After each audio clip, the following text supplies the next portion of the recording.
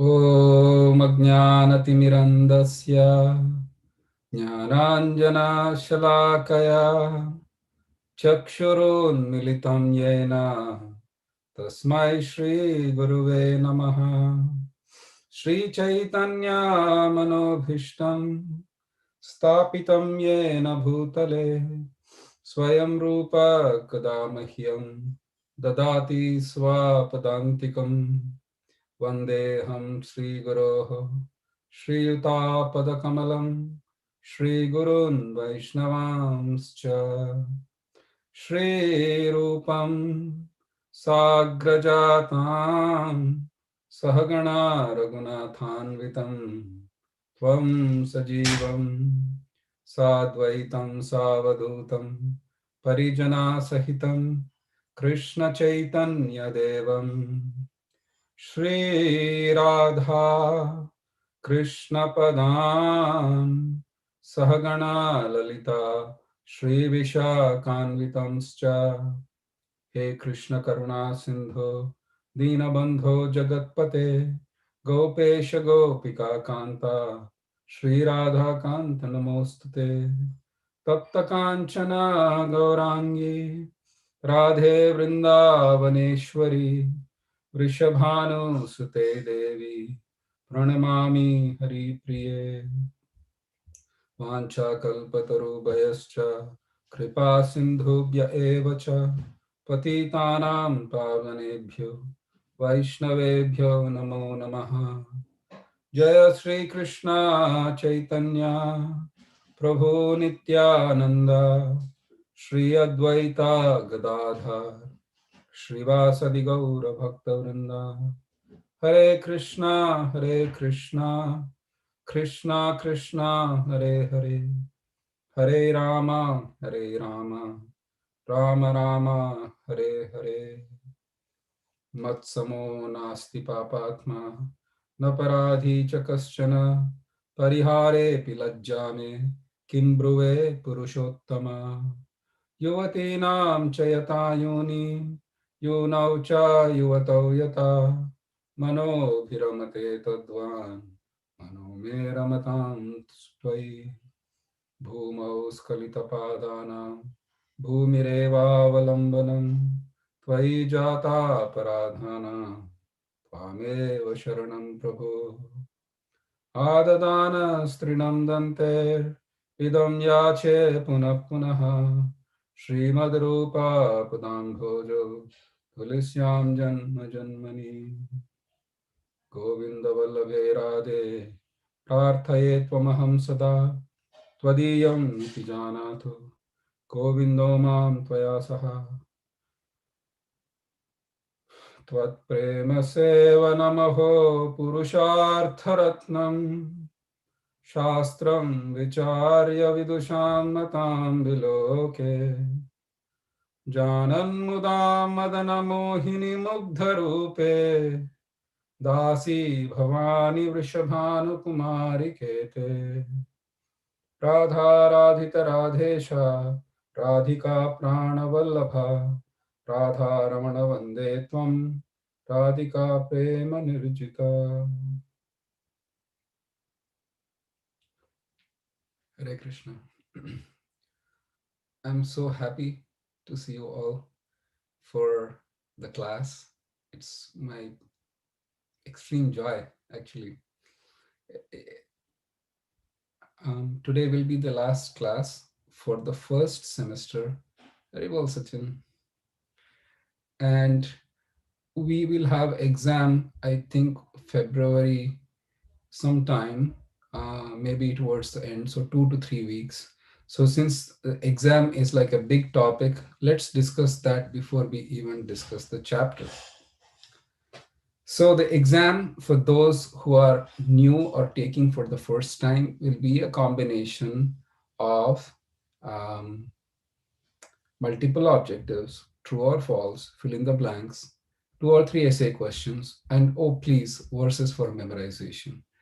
Everybody, please make sure that you have the verses available and you can start memorizing those. the verses in the exam will come only from the list of the verses that needs to be memorized. Last semester, there was a mistake because of which you had one of the verses that was not in the list for verses, so the fault lies with us. But the verses will come purely from the list of the verses, so please memorize. Um, the exam will be online. Usually, previously, how we used to do it is we used to do it on the paper. And for those who are outside of Bay Area, we would ask for a proctor. And I remember um,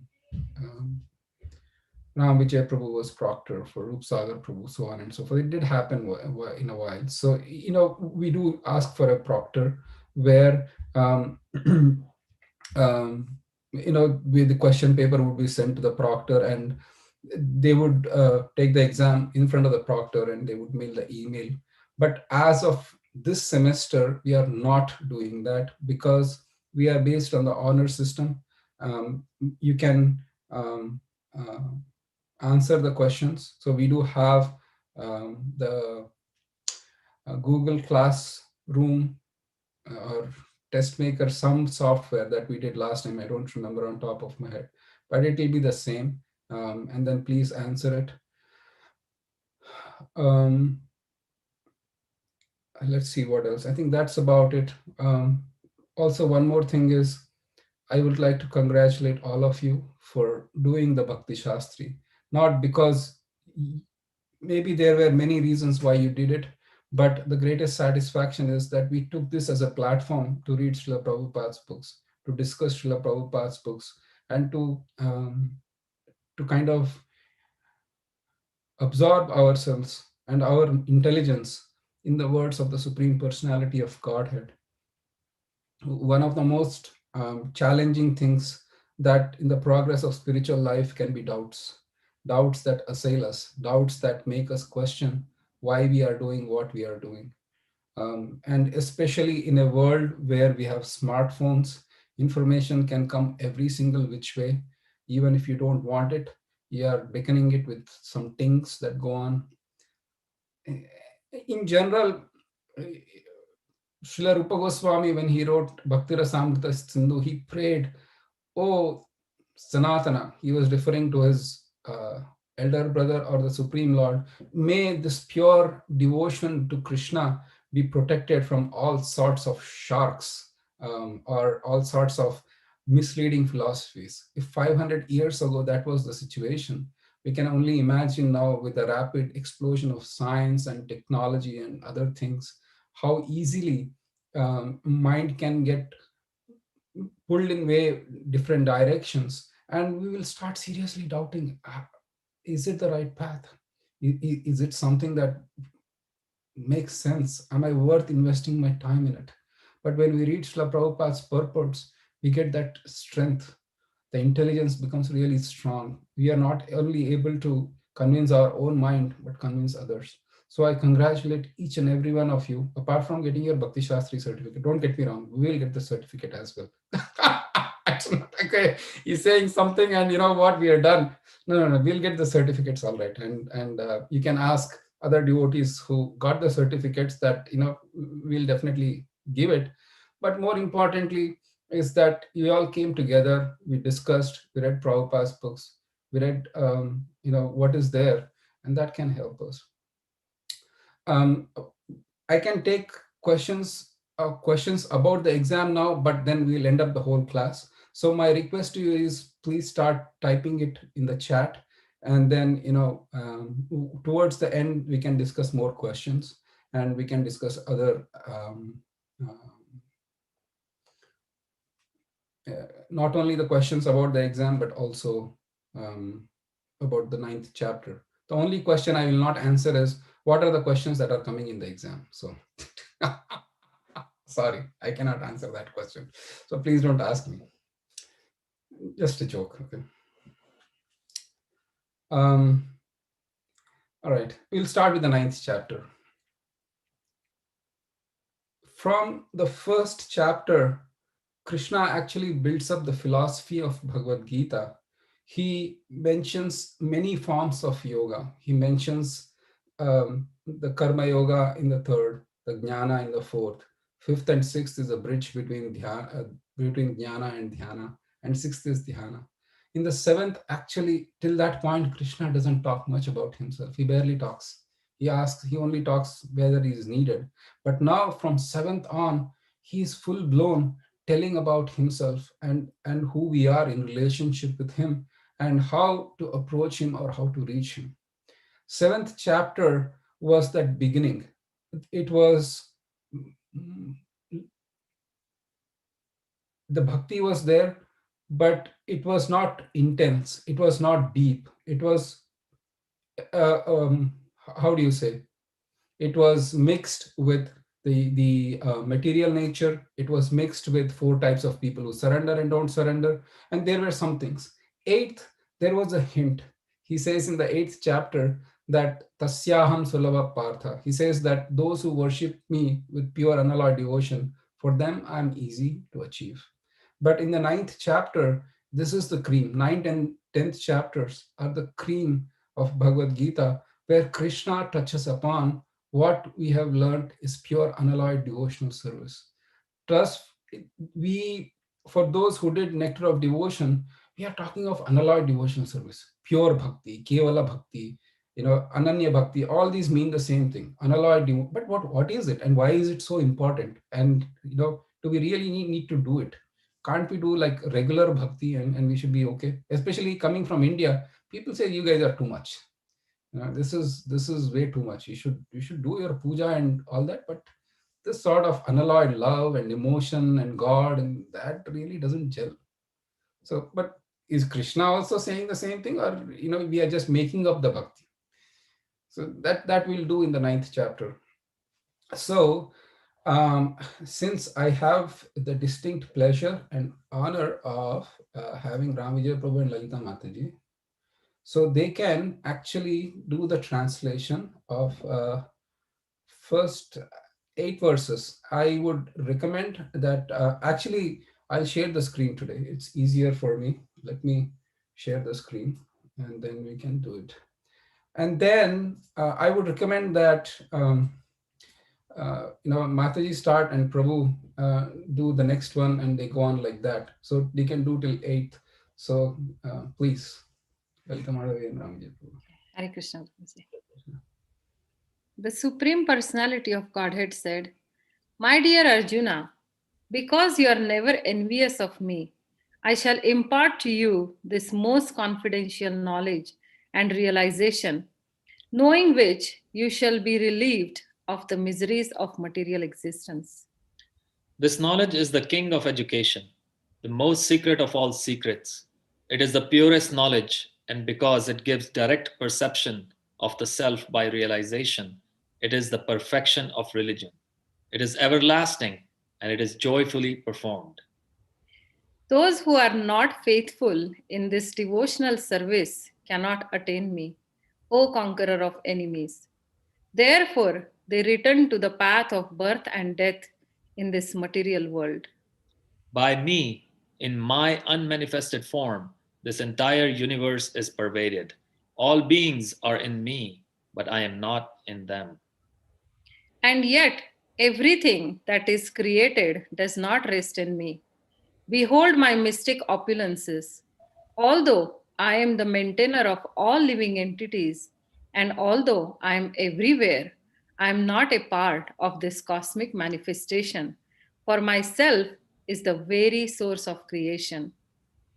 Understand that as the mighty wind blowing everywhere rests always in the sky, all created beings rest in me. O son of Kunti, at the end of the millennium, all material manifestations enter into my nature. And at the beginning of another millennium, by my potency, I create them again. The whole cosmic order is under me. Under my will, it is automatically manifested again and again, and under my will, it is annihilated at the end. Hare Krishna. Hare Krishna, thank you. So Parth and Ujjal Rasamataji, 8 and 1 each, please. So that will be till 16. O Dhananjaya, all this work cannot bind me. I am ever detached from these material activities, seated as through neutral. This material nature, which is of one of my energy, is working under my direction, O son of Kunti, producing all moving and non-moving being. Under its rules, this manifestation is created and annihilated again and again. Fools deride me when I descend in the human form. They do not know my transcendental nature as the supreme lord of all that be. Those who are thus bewildered are attracted by demoniac and atheistic view. In, the, in that deluded condition, their hope of for liberation, their fruitive activities, and their culture of knowledge are all defeated. O son of Pritha, those who are not deluded, the great souls, are under the protection of divine nature. They are fully engaged in devotional service because they know me as the Supreme Personality of Godhead, original and inexhaustible. Always chanting my glories, endeavoring with great determination, bowing down before me. These great souls perpetually worship me with devotion. Others, who engage in sacrifice by the cultivation of knowledge, worship the Supreme Lord as the one without a second, as diverse in many, and in this universal form. But it is I who am the ritual, I the sacrifice, the offering to the ancestors, the healing herb, the transcendental chant. I am the butter and the fire and the offering. Thank you, Mataji. Thank you. So, Priya Mataji and yeah, 8, please. 17 through 24.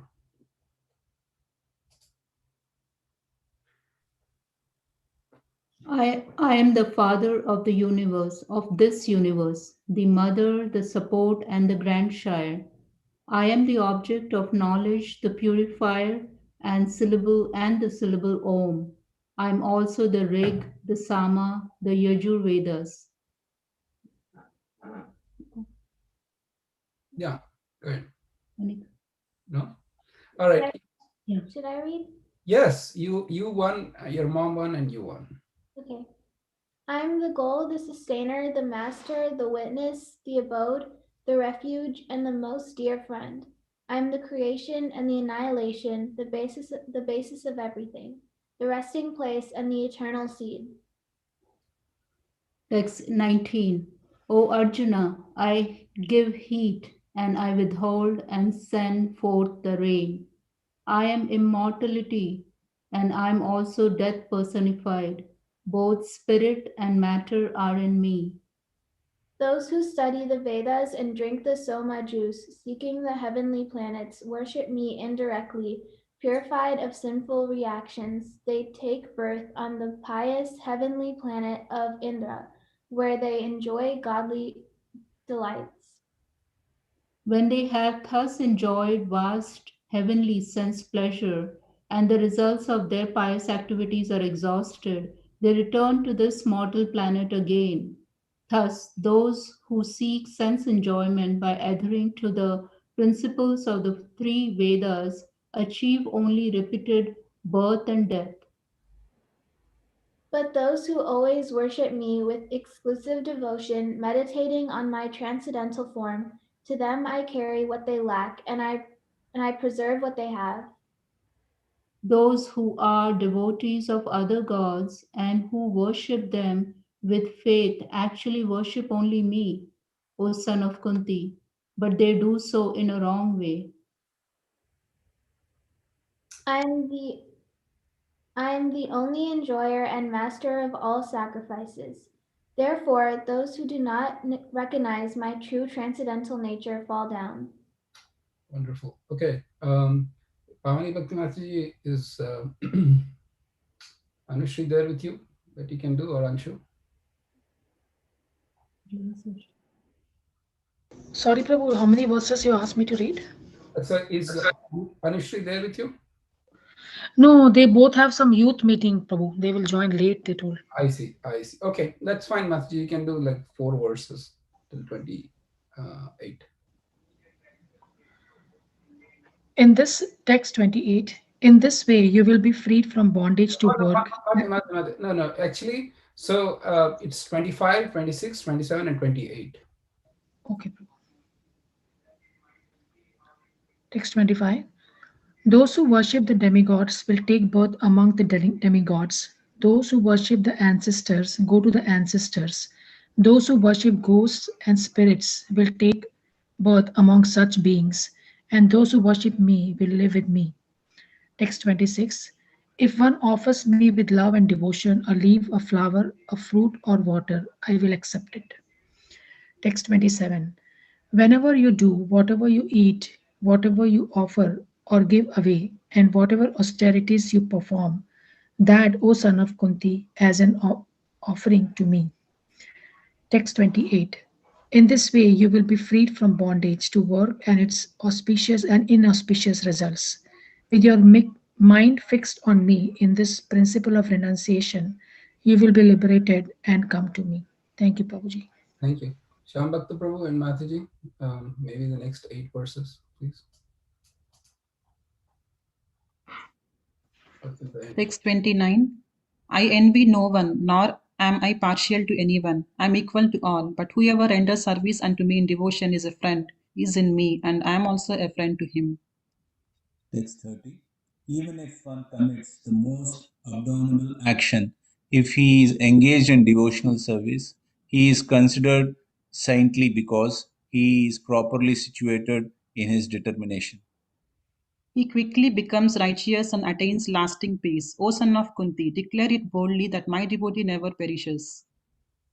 O son of Pratha, those who take shelter in me, though they be of lower birth, women, Vaishyas, merchants, and Shudras, workers, can attain the supreme destination. How much more this is so of the righteous Brahmanas, the devotees, and the saintly kings. Therefore, having come to this temporary, miserable world, engage in loving service unto me. Engage your mind always in thinking of me. Become my devotee. Offer obeisances to me and worship me.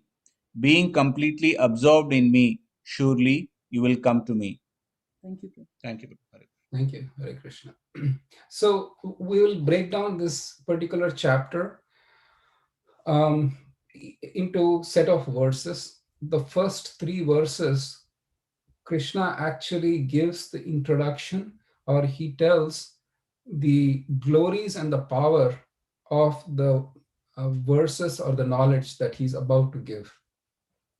And 4, if you can see from 4 through 11 or 4 through 10, Krishna is talking about the relationship with him and the material nature, because so far in the in the 7th chapter he has given um, a verse which says bhumirapo analo vayu khammano buddhirevacha ahankara iti yamme bhinna prakriti rashtrada.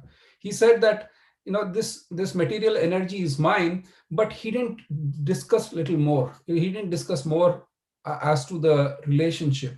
So in this particular set of verses, the Lord describes his relationship with the material energy. And 11th through 25, if you can see, it's mainly talking of worship. There are different types of worshippers. You can see that there are a bunch of verses, and it seems little uh, pardon by using this word haphazard, because if you can see 11th, he where is it, some people they deride, but others they are worshipping, they are mahatmas, and then after that somebody is worshipping the supreme lord as something, and then the lord gives few verses saying that, but I am this, I am this, I am this, and then he talks about the heavenly planet. So bear with me, we'll come to see why these verses which seem little haphazard, where Krishna is talking about me, and then he talks about the demigods. Then in the 26 through 34, actually Krishna glorifies the devotion onto him and what it is. So this is like a broad breakdown, and then we'll get into a little bit deeper into each verses. Let me share one more screen and then we can get started. Um, that would this. Everybody able to see the screen? Yes, Prabhuji. Perfect. Thank you. So the first thing Krishna says is, "O Arjuna, because you are not envious of me, I am going to impart this knowledge, which is even more confidential." And Srila Prabhupada actually describes what is confidential. The very beginning of Bhagavad Gita, the first chapter, is more or less an introduction to the rest of the book. The second and third chapters, the spiritual knowledge described is called confidential.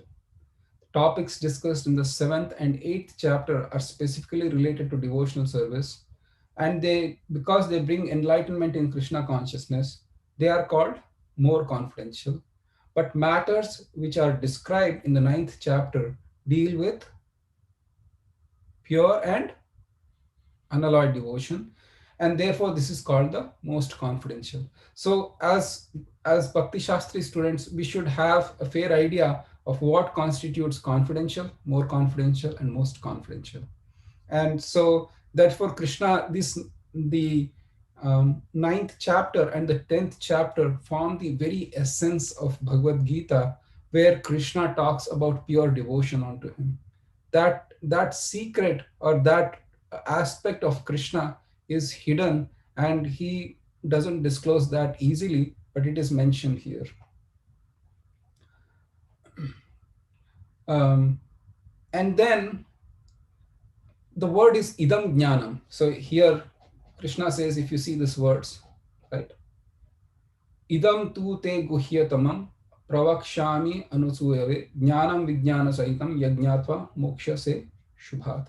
So this jnanam, Srila Prabhupada writes, is not the jnana that we talked about earlier, where we talked about Brahma jnana or Vedas or nothing like that. This knowledge is knowledge of pure devotion to Krishna. And Srila Prabhupada writes, this is Shravanam Kirtanam. This is a specific type of knowledge that constitutes pure devotional service to Krishna. So this is what is mentioned here.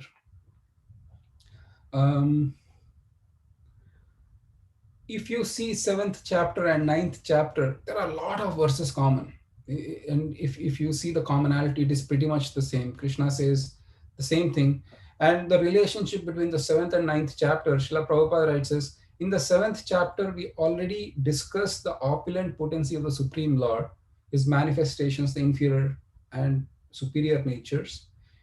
In the 9th chapter, the subject matter is more intense, because in the 7th chapter, Krishna introducing himself.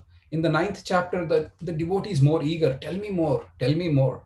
You know, when a person is in love, they try to know everything about the person, that about their beloved. Yes or yes. You know, tell me more. You know, they'll try to go 2 or 3 sources to find out what is this person, and you know what's going on, what does that person like, and who is he or she, whatever be it. It's gender neutral proposition here. So the same thing Krishna is describing in more in depth. Those verses that mirror the 7th and 9th chapters, Krishna is describing in more in depth. And then the last word is anusuyave. Anusuyave means Krishna is saying, because you are not envious of me, therefore I am telling you this word. And why would anybody be envious of Krishna? From our perspective, it seems somewhat ludicrous that anybody, or ridiculous, anybody can be envious of Krishna. But there are people like that, and Krishna does mention in the 11th verse in this particular chapter. So these are some of the highlights from the purport from the first verse. In the second verse, Krishna talks, this is the famous verse, Raja Vidya Raja Guhyam Pavitram Idam Uttamam Pratyakshavagamam Dharmyam Susukam Kartum Avyayam. Can anybody put it in the chat how many qualities that Krishna does mention about this knowledge? Or what are the 8 different characteristics of this knowledge? Or, sorry, I mentioned 8. So these are the 8 characteristics. Is a king of education, secret of all secrets, purest knowledge, direct perception of self, perfection of religion, everlasting and joyfully performed. Each line, if you see, have two. Rajavidya, Rajaguhya means two. Pavitram, Idamuttamam means it is very pure and it's the topmost knowledge. Direct perception of self, and it is the principle of religion. Susukham, and then Kartumavya, joyfully performed. 8 characteristics are mentioned about this knowledge. And Srila Prabhupada actually goes into length into the purport. And he says that if you can have any knowledge, if you have the knowledge of ninth chapter, then you have the highest knowledge, according to Krishna. You don't have to worry about any other knowledge. Just knowing ninth chapter of Bhagavad Gita means you get the highest knowledge. Any points that I wrote? It's a very lengthy purport. Srila Prabhupada takes each and every one of it and he talks about them. Particularly interesting is how the Padma Purana is referred a lot about the cycle of sin. For those who did Nectar of Devotion, did we discuss this this cycle of sin? So in a short, when a person commits sin, then the seed is put in the ground. After that, there will be like a small sprout that comes about. And when that tree grows, then you get the fruits, whether it is good or bad. So that's a fructification of sin, or usually it's bad because it's sin. So that way it goes. And Srila Prabhupada writes that by performing devotional service, this is that famous verse, by performing devotional service to Krishna, all sorts of sin are destroyed. So that's why it's purifying. अप्रारब्ध फलम पापम कूटम बीजम फलोन्मुखम क्रमेण एव प्रलीयता Vishnu भक्तरतात्मना, which means aprarabdha means that I have performed sin, but I'm not going to get it now. I'll get it in future. Prarabdha means what I'm getting now. As of now, what I'm experiencing is prarabdha. And then kutam and bija means the seed and the sprout, almost about to sprout. These are the 4 stages of sin. When I commit sin, I plant one more seed, and then I'm waiting for the future. Destiny is nothing but the karma or the distress I'm going to get in this life because of the sins I committed in the previous life. And that is why, especially kids, you might think people are getting away with doing stuff. People might think, oh man, they are just doing all sorts of nefarious activities and nobody is watching them and they obviously seem successful. But please understand, time will come for that. So it's not going to go anywhere. So this is, and then he goes at length. This is beautiful. And then Srila Prabhupada talks a little bit about Narada Muni and his life. And this is a nice purport. This is a big purport. I think the biggest in this particular chapter. So please take your time to read through it. It really is very informative. And then the next question is, what about those who have no faith? This thing is all hocus pocus. I don't want to believe in God. I have no faith in God. Just let me lead my life. And then he says, sure, other religions, they say, if you don't believe in God, then you are going to burn in eternal hell forever. Right? Yes or yes? Yeah. But here Krishna is saying, no, if you don't have faith in me, then you will come back here. You are in the normal condition of where you are. You will come back to me. He says the same thing, that those who are not faithful on this path, then they will come back to this material world. That's your choice. Our religion is not where we say either you eternally go to heaven or eternally suffer in hell. It's the choice that you make. How much? And then what is faith? Srila Prabhupada writes in the purport, he writes, the faith is the most important factor for progress in Krishna consciousness. And what is that faith? This is the faith. Faith is the complete conviction that simply by serving the Supreme Lord Krishna, one can achieve all perfection. That's it. And from a devotee perspective, what is it? What is the practical stuff? The practical stuff is, I, as far as possible, every single day, if I can have really good rounds, that is the best thing I can do in terms of achieving or solidifying my faith or building my faith, either the case may be. That those 16 rounds, somehow or other, I know it's things can be tough. I myself am guilty of so many times not having some serious rounds. But as we improve our sadhana, please understand that this faith will build up. um, and then did we read about the three types of devotees in the first semester for those who took? Ananda Kishore Prabhu, what are the three types of devotees? So you're referring Bhagavad Gita or? Or Lalita Madhavi Mataji unmuted, so maybe she has. No, according to nectar of instruction. Oh. Yeah, Kanishtadhikari, Madhyamadhikari, and Uttamadhikari. Good job, Mataji. Anand Kishore Prabhu knew, but he didn't know the question. I know Anand Kishore Prabhu knows. How about that? I don't know anything, Prabhu.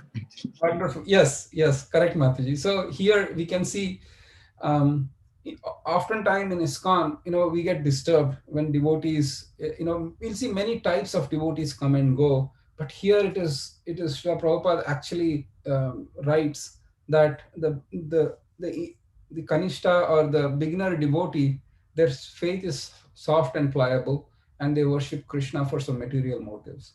But the Madhyama gets a little bit more, and then Uttama. So this is a very nice description again. I highly recommend that you take a look at it. You never know. It might show up in exam or might not show up in exam.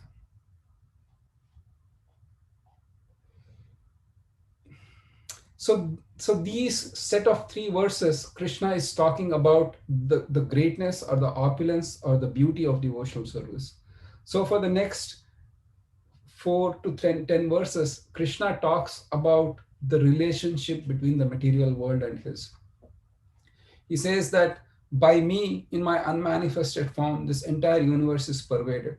All beings are in me, but I am not in them. I remember seeing somewhere, reading somewhere, there is a conversation going on between a strong, there are two people. One is like a strong churchgoer and having faith in God and all that stuff.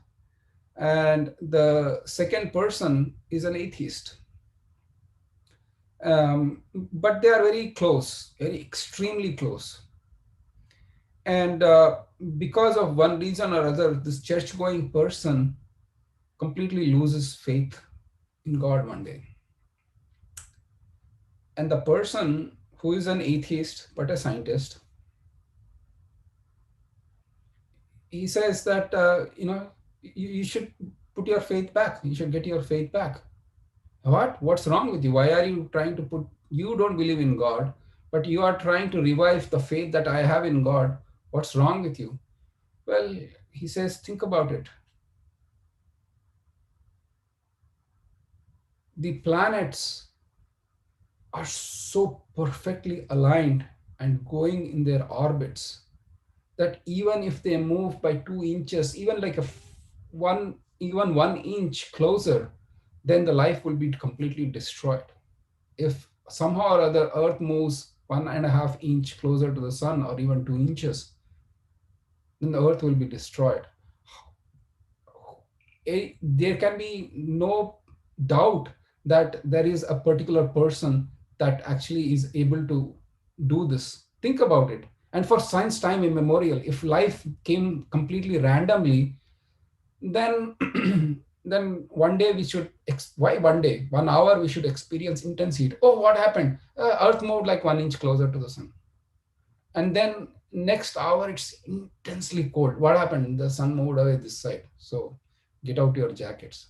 You'll be running from jackets to sweating, to jackets to sweating. Life will go on like that. Horrible. But the fact that it's so precise, Krishna is saying that this, because I manifest this material existence, I hold it together. Jivanam sarvabhuteshu means Krishna saying, if I am the life of all that lives, because everything is just dependent on me. And he says the same thing, that I pervade this entire universe. And you can see how universe is so precise, so perfect. Just from the universe to our own bodies, so precise. If you think about it, everything happens so precisely in our bodies. Who did this? That the scientists say, oh, we are discovering. But you should ask the question, you are taking so many years and so many genius scientists to figure out what's going on. What about the person who actually put it there? Mustn't there be a person who must have put it? And that's Krishna. Krishna is saying that's me, right? And and Prabhuji, can I yeah, interrupt? What does it mean that I am not in them? Because I thought that he's there in our hearts as Paramatma. all beings are in me, but I am not in them. I'll come to that. Hold that thought, Priyanka Mataji, and the next question will answer that, and then we will discuss that. Good question though. So Srila Prabhupada gives this example. If you read the purport, he says, for example, a king heads a government, which is the manifestation of king's energy, and the different governmental departments are nothing. Let me just highlight this. You can read this. Um, me- annotate this. So if you can see here, for example, a king heads a government which is but a manifestation of the king's energy. The different governmental departments are nothing but the energies of the king, and each department is resting on the king's power, but still one cannot expect the king to be present in every department personally. So Krishna creates this material universe, and this universe is existing because of his power, but he doesn't have to be in them, just like a king need not to be in every department. Just like a crude example. Is that okay, Priyanka Mataji? And then he again re-emphasizes this. Nachamatstani bhutani pashyame yogam aishwaram bhutabin nacha bhutasto mamatma bhuta bhavana. And yet everything that is created does not rest in me. Behold my mystic opulence. Although I am the maintainer of all the living entities, although I am everywhere, I am not the part of this cosmic manifestation. For my soul, for myself is the very source of creation. Um, and and Srila Prabhupada says, so somebody, so sometimes we see a picture of Atlas holding the globe on his shoulders. He seems to be very tired holding this great earthly planet. Such an image should not be entertained in connection with Krishna upholding this created universe. And another thing Srila Prabhupada gives the example is this. Satellites, they are put by the scientists in the space, yes or yes. And scientist merely takes that satellite and puts it in the space. Does he also go along with the satellite to make it hold in the space? If a small teensy tiny scientist can take a huge, and the satellites, I heard, they are not small, they can be like this size, or they can be the size of a car, or they can be even bigger based on what job they need to perform, and they are in the space, they are just rotating on the earth. If a scientist can take a small satellite and throw it into outer orbit and yet go home and have his lunch, what wrong did Krishna do that he cannot create such wonderful mystic opulences? Fair? That is Krishna. One of the things as Bhakti Shastri students, and especially we are going to be preachers, please familiarize yourself with as many examples as you can, especially when you are teaching to children, when you are teaching to people who are inquisitive, who want to know, but they have some logical sense. Examples will really help them define. And some of the common strategies Srila Prabhupada did is he always pointed to himself or a human being. If we can do this, Think about what God can do. He would say that, okay, Krishna created the Garbhodak ocean. It's like a vast, unending ocean. Where did that water come from? And Srila Prabhupada would say, do you sweat? Yeah. Sometimes I sweat a lot. If your body can create that sweat, and that is nothing but salty water, what is wrong that Krishna, who is infinitely more powerful, create like an ocean? And when you tell like that, ocean, okay, not a big deal, you know.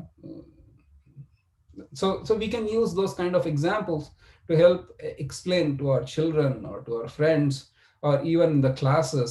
When we give, you know, it will add more value. So it's a nice to, when we are reading Srila Prabhupada books, we can make the list of examples and then we can use those. All right. Um, and then Krishna himself gives an example. Yatakashasto nityam vayu sarvatra go mahan tata sarvani bhutani mastani tyupadaraya. Understand that as the mighty wind blowing everywhere rests always in the sky, all the created beings rest in me. And we can, you can see that the wind is very powerful, but still the resting place of the wind is just in the sky.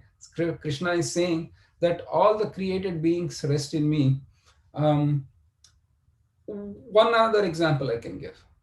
There is like a small child and very, very naughty, you know, and the home is not baby proofed, which means they can go every which way.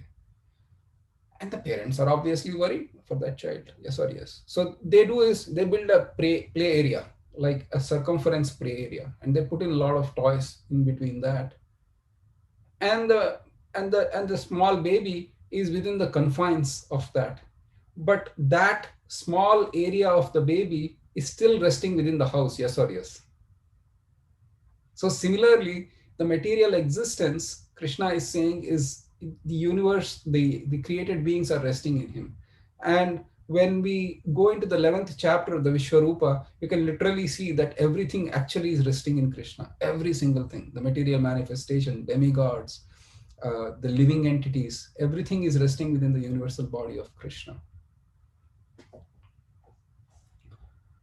So let's see. And then this material universe, because Krishna is saying that everything rests in me, he says that, oh son of Kunti, at the end of millennium of all material manifestations enter into my nature, and at the beginning of another millennium, by my potency, I create them again and again. This is just like the mother creates the created the crib area or the secure area for the baby. So Krishna also creates this huge universes to accommodate the living entities that actually want to enjoy material nature, and that is what he's saying. And then he says the whole cosmic order is under me, under my will. It's automatically manifested again and again, and again under my will, it is annihilated at the end. So Srila Prabhupada mentions here about the creation, how, you know, there are three forms of Vishnu and how they kind of create this. Oh my God, you know, he's creating so many universes, destroying so many universes. Is God not affected by this thing? You know, is he not getting tired? Is he not involved? Somehow or other he should be involved, no? I mean, uh, you know, nowadays, but how, what is it? And then Krishna is saying, no, thank you, I am not involved. He says, Nachamastan, Nachamam, Nachamam Tani Karmani Nibadnanti Dhananjaya Udasina Vadasinam Asaktam Teshu Karmasu. Oh Dhananjaya, all this work cannot bind me. I am ever detached from these material activities, seated as though neutral. That is baffling. That's what God, give me something. You know, you somehow or other need to blame God. At least he is saying, you know, I'm responsible for you. Oh yes, God is. He's saying, no, I'm not responsible. Okay, and then Srila Prabhupada actually gives an example in this connection, and then he says this is the one. The neutrality of the Lord is mentioned here, and then this is the one. And this actually makes sense. The example given here is like a judge who is sitting in in the court, he is making sure somebody is going to go to prison, somebody is getting a home warrant, somebody is getting $10 million in winning a lawsuit, somebody actually is going to go be hanged on gallows because of so many things. Is judge getting something out of it? No. But if the judge is not there, then there's no question of anything happening, yes or yes. Ultimately, the judge has to sign off on the orders, but he's actually not doing anything. So similarly, Krishna is creating this universe again and again, but he's saying that I'm neutral. You do what you need to do. And then he says, 10th one, the famous verse, Maya Dyakshena Prakriti Suyate Sacharacharam Hetunanena Kaunteya Jagad Viparivartate. This material energy, which is material nature, which is one of my energies, is working under my direction, O son of Kunti, producing all moving and non-moving beings. Under its rule, the manifestation is created and annihilated again and again. So, so far so good. Now, Krishna is saying that I control this material nature. And if Krishna comes into this material world, and if somebody calls him, he's just like a human being like you and me, what would you say to that person? Same thing Krishna is saying, a big fat fool. He just now said that under my thing, the whole thing is working. I'll give another example. Now, it seems nice to use the word of President of United States.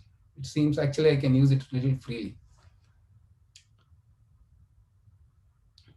The prisoner in the prison knows that the President of United States is coming to visit the prison for some reason or other. If you have that knowledge, when Biden goes into the prison house, will he say, hey, another prisoner is coming, he's just like me. He must have committed something wrong, therefore he's coming to prison. Will you say that? No, because you have the superior knowledge that prison is being funded by the federal government. If Biden says, cut out the funding to this prison, the prison won't even exist. So here Krishna is saying, knowing this, if somebody still says that when I come to this material world, and they think that I'm just another human being, then they are fools. And please understand, Bhagavatam, when we do Bhagavatam, there are many areas where we discuss about the incarnations of Krishna. In the 3rd chapter of the 1st canto, there are many incarnations of Krishna which are mentioned. And in the end, it is mentioned, these appearances of the Lord are mysterious. As in, like, it's not easy to fathom how Krishna is coming. And what is, when he comes exactly like a human being, is he God? Is he a human? What is the extent of his powers? And based on our knowledge or our devotion, we see exactly how we perceive Krishna. Krishna won't show his godhood when he comes, but you just perceive according to how you see Krishna. That is the speciality of him. When somebody please remind me, and we'll pull up a beautiful verse from Bhagavatam later to highlight that particular point. So till 10, Krishna and his opulence and material and his power over material nature is told that he is the controller, maintainer, and creator. Janmadyasya yataha, from whom everything comes, in whom everything is maintained, and into whom everything is absorbed at the end of the creation. And Srila Prabhupada goes at length, and he really, I actually did pull up one of the famous philosophers of India who shall be unnamed, who was one of the first presidents of Republic of India. He said that the topmost are those who worship the impersonal absolute truth. The second are those who are more of Paramatma Vadis. and lower among them are who worship Rama and Krishna. That is it is there. It is there if you want to look up. So Srila Prabhupada goes at length to kind of um, just call out that nonsense, because here Krishna, if worship of Krishna is not the highest, why would the Lord say it is the Uttamam? It is the secret of all secrets, right? So it's nice that we get to know about how Srila Prabhupada writes here. And this is a beautiful verse from Srimad Bhagavatam. Kritavan kila karmani saharamena keshavaha atimartyani bhagavan gudaka patavanashaha. Lord Sri Krishna, the Supreme Personality of Godhead, along with Balaram, played like a human being and so masked his performances by many superhuman acts. When Krishna comes, exactly as I said before, based on how you see him, he will show you accordingly. If you think he's a human being, you will see him as a human being. Best, some very handsome human being, little more intelligent human being, little more strong, but ultimately he's a human like you and me. Exactly, you will be seeing Lord like that. And then if you are in the uh, Shringara rasa of the Lord, you will see him as the best of lovers. If you are in the Vatsalya rasa, you will see him best. So Krishna can manifest like that. Same time, he can manifest according to how you see him. And then what happens to those kinds of people? Krishna says, Mogasha Moga Karmano, Moga Jnana Vichetasaha, Rakshasi Masurim Chaiva, Prakriti Mohinim Shritaha. Those fools who think that Krishna is just a human being like you and me, those who are thus bewildered are attracted by demoniac and atheistic views. In that deluded condition, their hopes for liberation, their fruitive activities, and their culture of knowledge are all defeated. Srila Prabhupada was Acharya, and sometimes he would call Mayavadis as demons and atheists. And for some, it might be a little shocking. For some, it might be like, maybe Prabhupada is like, this is too much. After all, they are having sense control. They have very good knowledge of Upanishads. And tilaks are different. We put tilak like this, they put tilak like this. And but they are also austere. They also don't eat onion garlic. Sometimes they are so strict. But the biggest fault of the Mayavadis is exactly this: to think Krishna as an ordinary human being when he comes to this world. They think that just like you and me, he also has taken a material body, a body made of matter. And pursuant to that, therefore, he and I are the same. When I get liberated, I become him. That is the biggest fault of Mayavadis.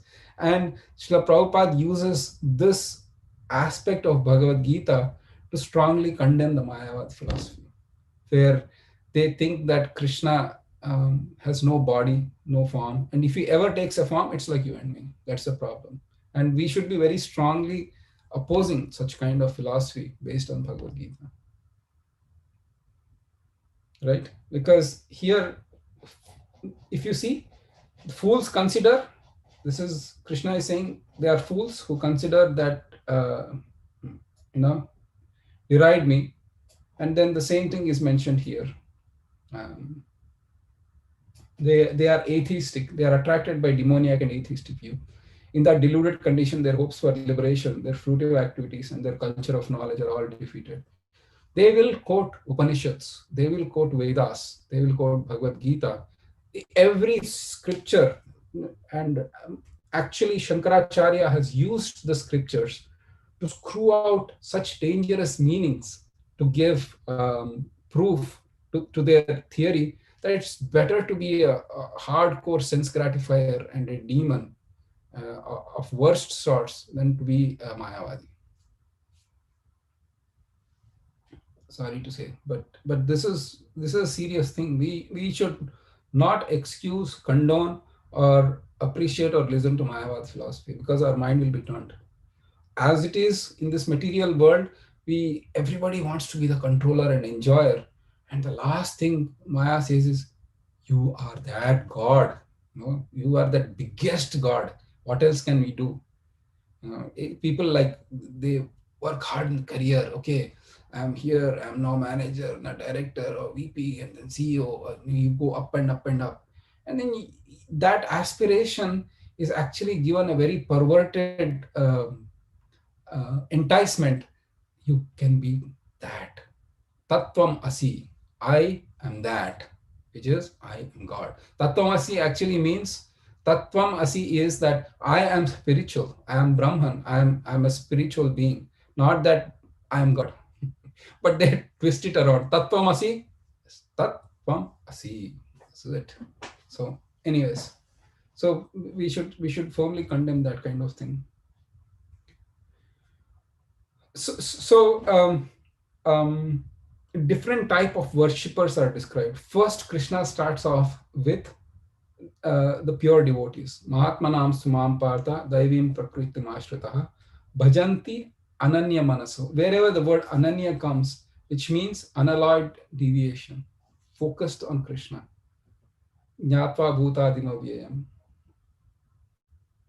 O son of Prita, those who are not deluded, the great souls, are under the protection of my divine nature. They are fully engaged in devotional service because they know me as the Supreme Personality of Godhead, original and inexhaustible. And Mahatma definition is given here. What we know as Mahatma is not necessarily uh, true, but this is Mahatma. And what do? They always worship Krishna, always chanting my glories, endeavoring with great determination, bowing to me. These great souls perpetually worship me in devotion. They are not expecting anything from Krishna. They just want to serve and worship Krishna. Um, okay, this is pure devotion. But what about others? What about others? And Krishna identifies three types of others, other devotees, and he explains this in this particular verse. This is a pivotal verse. Jnana yajnena chapyanye yajanto mam upasate ekatvena pritakvena bhavda vishvato mukham. Um, Sukarupa Prabhu and or Ashray Madhav. Sukarupa Mataji or Ashray Madhav Prabhu, please read the translation.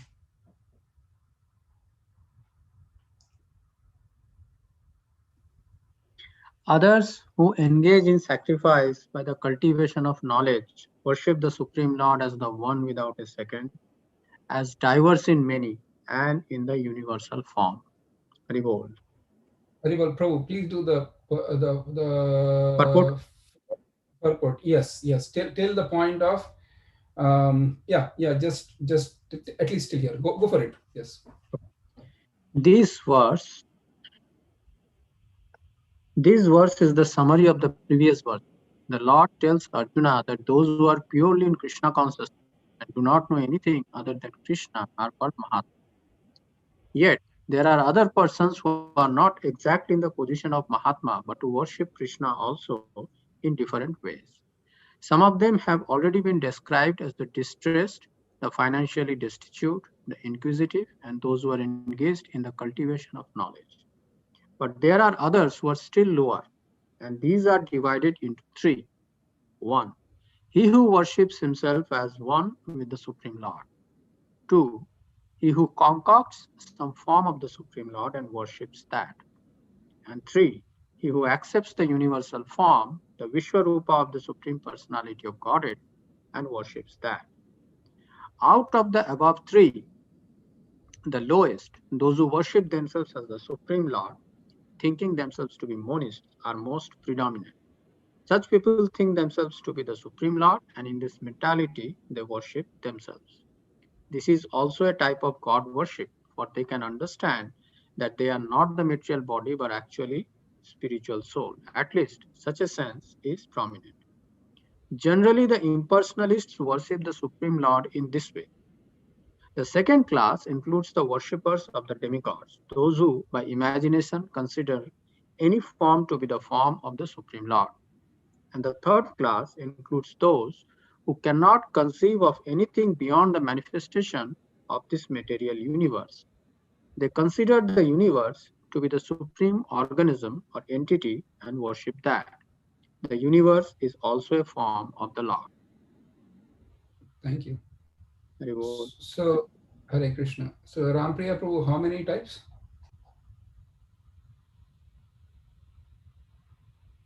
Hare Krishna Prabhu. How many types of worshippers are there? Prabhuji, in That, so that, there are four types of worshippers, Prabhuji. Four types of people who approach Krishna. Are you asking that, Prabhu? In what context? that's okay, Rampriya Prabhu. It's already highlighted it. It's fine. It's Sorry, fine. Prabhu. I got distracted. No, no problem. I can completely only imagine. Rohini. Hare Krishna Prabhuji. There are three types of people. Okay, and so who do you think is the lowest among them?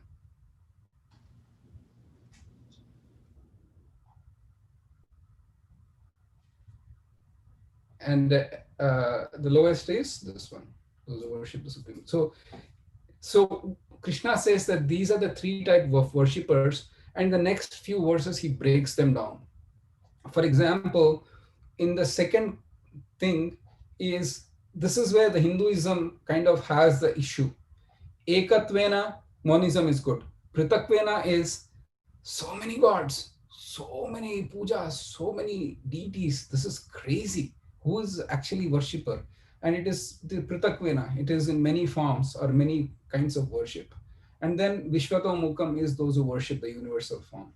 I think we find monism a lot in India, and we find pantheism is like too many gods in India, but Vishwarup is a little bit less. But in any case, so Krishna is addressing the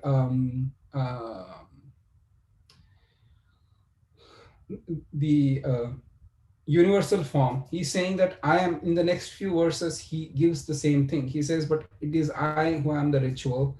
And he, in the next verse also, he says, I am the Father. So the universal form, Krishna is talking first of who, and he says that I am the goal and everything. So I'm the resting place, seed. So next four verses is specifically talking about the worshippers of the universal form. In fact, this one as well. And then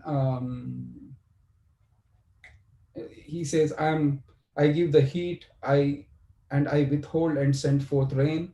I am immortality, and I am also death personified. Both matter and spirit are in me. So Krishna is saying that this purport, in the purport, Srila Prabhupada actually writes this important point. And Priyanka Mataji from Fremont, can you please read this? The underlined thing. Should I read, Prabhu? Yes, Mate, the underlined. Okay. By analyzing all these different energies of Krishna, one can ascertain that for Krishna there is no distinction between matter and spirit, or in other words, he is both matter and spirit. In the advanced stage of Krishna consciousness, one therefore makes no such distinctions. He sees only Krishna in everything. Haribol. Haribol. So ultimately, one has to come to this high realization that matter and spirit are nothing but Krishna. But this will take some level of spiritual advancement. Otherwise, in the beginning stages, if you do, then this beer bottle, is also a manifestation of Krishna. My sense is also another manifestation of Krishna, and I am Krishna. No.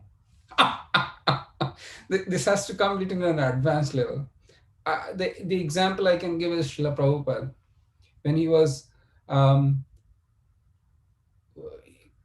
he was a sannyasi, but there were places where he had to raise so many funds for establishing his worldwide society. It was a fledgling society at that point of time. He needed so much of money, but he perfectly could use that money in service of Krishna.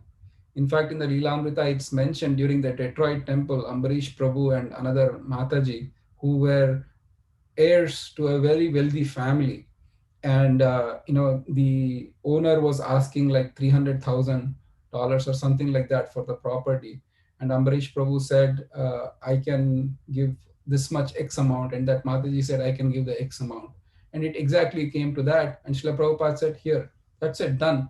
And then Satswarup Maharaj writes that not 1 cent he took for himself. So in that advanced stage, you can see that energy, that money is manifesting into a beautiful temple for Krishna. So you can see that that money is actually getting transformed into Vaikunta, where the devotees can come and worship Krishna. So that is the advanced level. And when we initially in the sadhana stage, we should be careful of not going into excess. But as we advance, then we don't make that distinction. The Mayavadis, on the other hand, they have this clear distinction: matter, Maya, Brahman, true.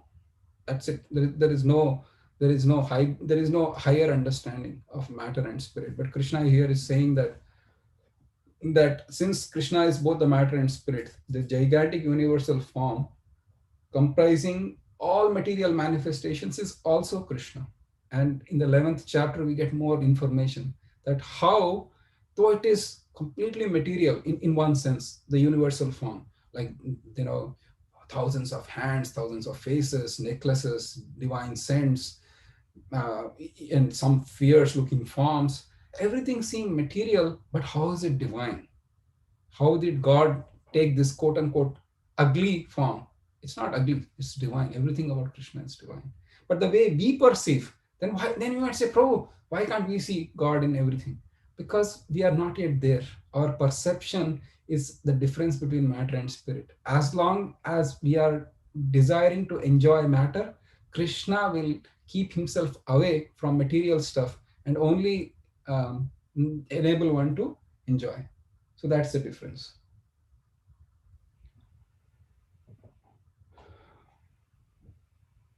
Prabhu, So far, yeah. So hold on. Let me complete my There are a few more verses, or you know what? Maybe this is a good time to take questions. No. Let me complete that particular verse. So far, so good in the verse breakdown, right? So ekatvena, pritakwena, bahuda, vishwato mukham. So Krishna, in this set of verses, he talked about the universal form. And then the next set of verses, he talks about Pritakwena, which means worshipping many, many gods or demigods. And he says that those who study Vedas, this is all the demigod worship or Pritakwena worship. Those who study the Vedas and drink the Soma juice, seeking the heavenly planets, worship me indirectly, purified of all sinful reactions, they take birth on pious heavenly planets of Indra, where they enjoy godly delights.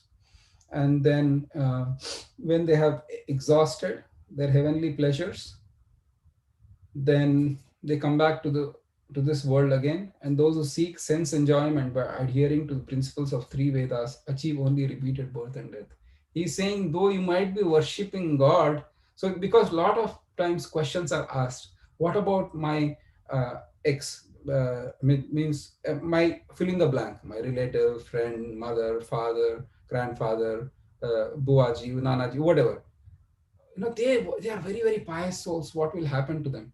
Well, if they are really pious and worshipping other devatas, they might go to heavenly planets, but once they are exhausted, they will come back. They will not go back to Krishna. Krishna is himself making it pretty clear here. You'll get heavenly delights, all right, but you are not going to come back to me. But then, Prabhu, what about if I worship Krishna? How, what about me? What will Krishna do for me? Is Krishna saying, do me everything? Or will Krishna do anything? Of course. Here it's mentioned that but those who worship me, this is a famous verse. Ananyas chintayanto mam yejana paryupasate tesham nityaviktanam yogakshemam vahamyaham. But those who always worship me with exclusive devotion, meditating on my transcendental form, to them I carry what they lack and I preserve what they have. This is Krishna's assurance. And there is a nice story I'll tell, and then we can. Um, yeah, we'll do the next verse, and then we will take questions. There is a nice story. There was a exalted saint or a sage called Arjuna Acharya. He read this. But to those who always worship me with exclusive devotion, meditating on my transcendental form, to them I I carry what they lack and I preserve what they have. He said, God, He Himself is going to carry what I lack and He Himself is going to preserve what I have. That's wrong. And this is what he did. I don't want to do it, but if there is a word I, he actually scratched. He took a pen and scratched two lines on aham. He just scratched it out, saying that that is not true. This cannot be true. That God can actually do it.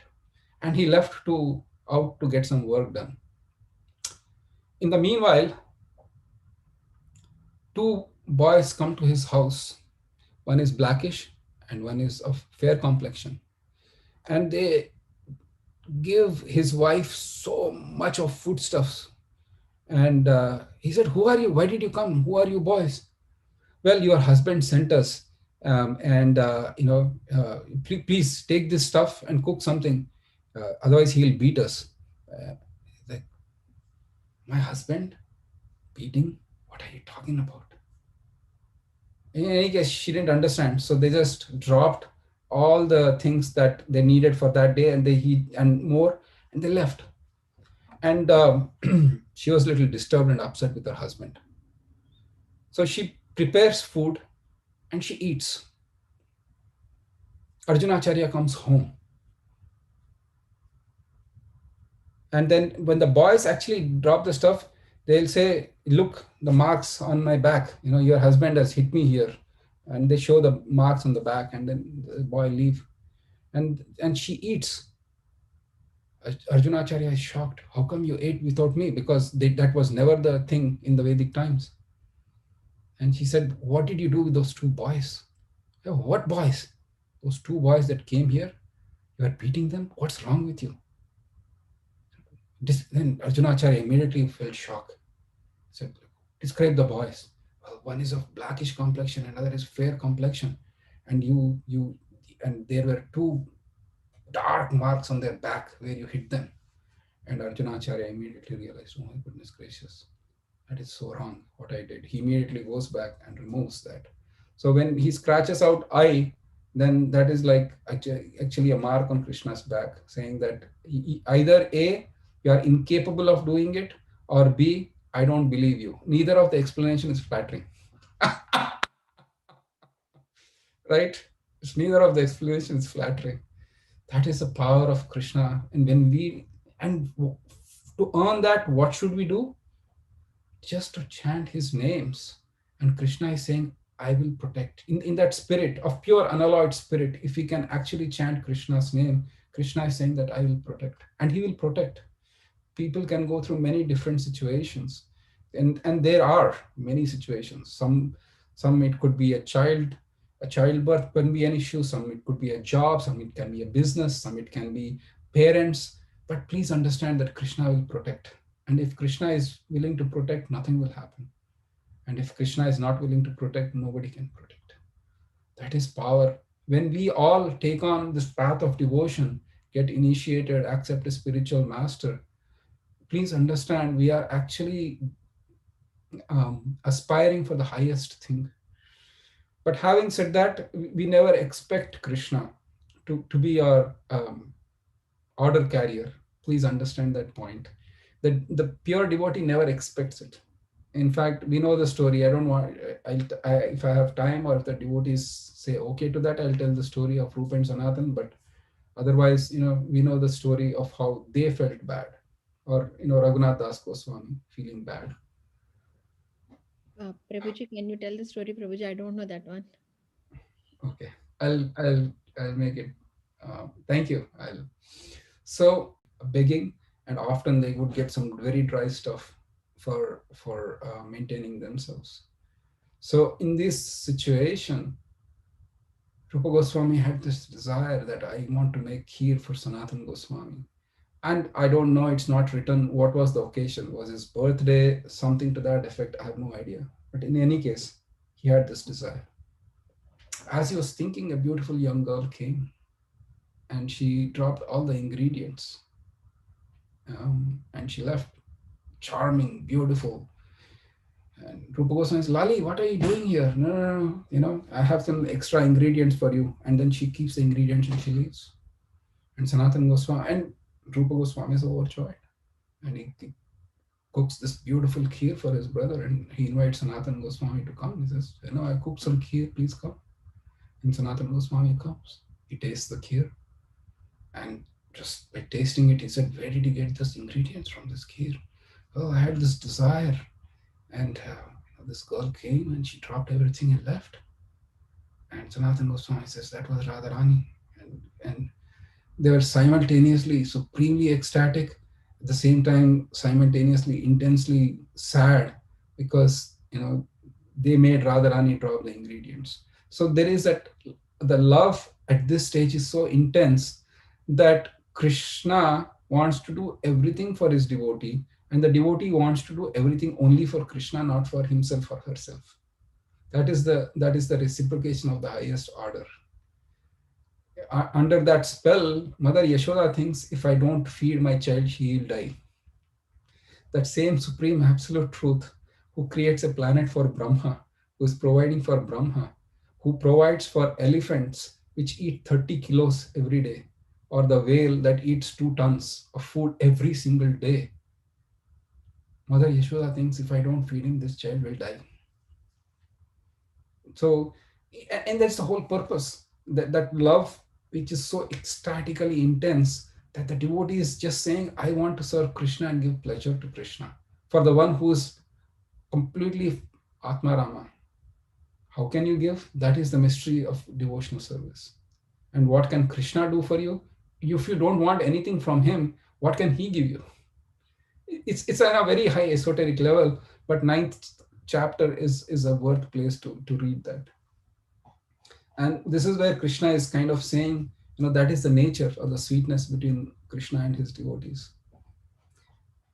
And what they lack, because please understand, lacking in the material world or in the ordinary sense is our destiny. People who, uh, we are told when we are growing as kids, if you waste food, then when you need it, you will not get it, because that's your karma, and you should not waste food, like, right? It's told.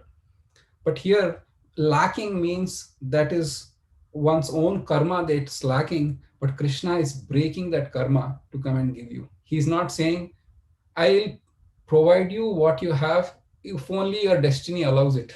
He doesn't say that. He says, I am going to give it to you. And when Krishna says that word, there is nothing in this entire existence that can say no to Krishna, or that can put any impediments on Krishna. He is supremely independent. So this is another aspect of lacking. And then Krishna here says that those who are the devotees of other gods and who worship them with faith actually worship me, O son of Kunti, but they do so in a wrong way. And then we'll stop here. We'll take a few questions and then we can get back. Somebody had raised the hand for a long time. Yes, Joras. Hare Krishna Prabhu. As we were just discussing that, you said that when you worship the demigods, you'll go to heavenly planets and come back. And in earlier chapter, I don't remember exactly where, it says that even if you do like serve demigods that comes to me, then how does it like differ in that manner? Good point.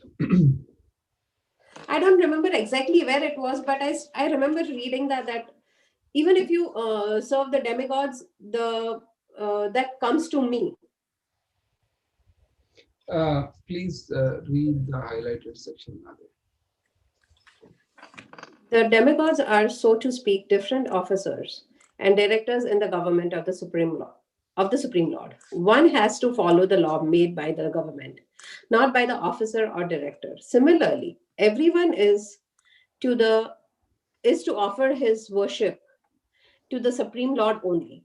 That will automatically satisfy the different officers and directors of the Lord. The officers and directors are engaged as a representative of government, and to offer some bribe to the officer and director is illegal. Basically, what we're saying is that I don't know about God or Krishna. I know you, just get my work done. It's more of a business transaction rather than actually any genuine love. So that's where Krishna is saying, but ultimately those demigods can only offer because I gave them the power to offer so. Okay. And it's just like you're not recognizing my true nature. That's what he's trying to say. And Okay. the next few verses he'll actually mention that. Is it good? Okay. Yes, perfect. Thank you.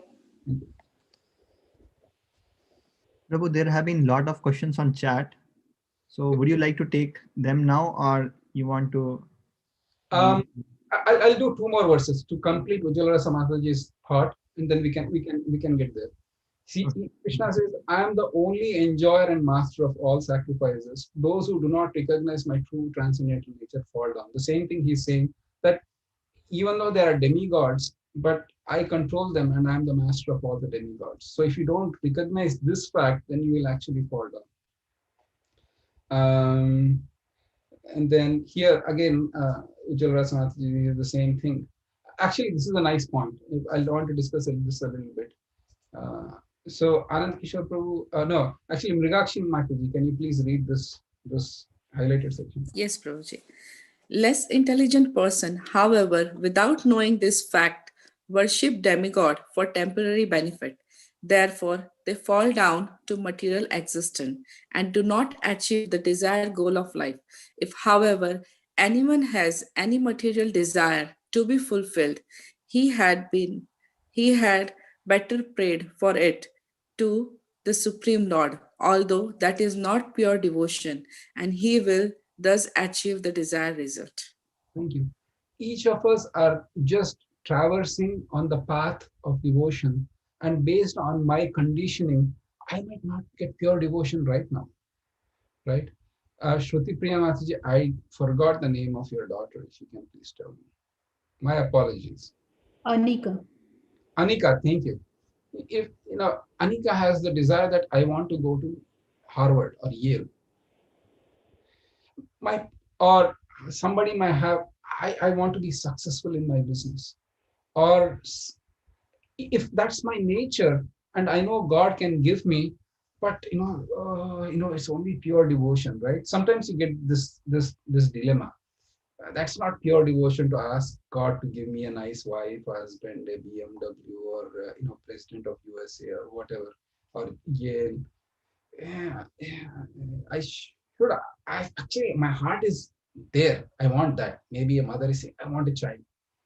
I want to ask him that, but I'm told it's pure devotion, and it's not pure devotion. You should not ask. But Prabhupada, what is he writing here? He says, please ask. Based on the adhikar or based on the level we are at, it's better to be open with Krishna. And even if it's a material desire, say, Krishna, please forgive me, but this is my desire in my heart. And you might think, lest I am making it up, or in Kardama, in Srimad Bhagavatam, he worshipped Lord Vishnu for many, many, many years.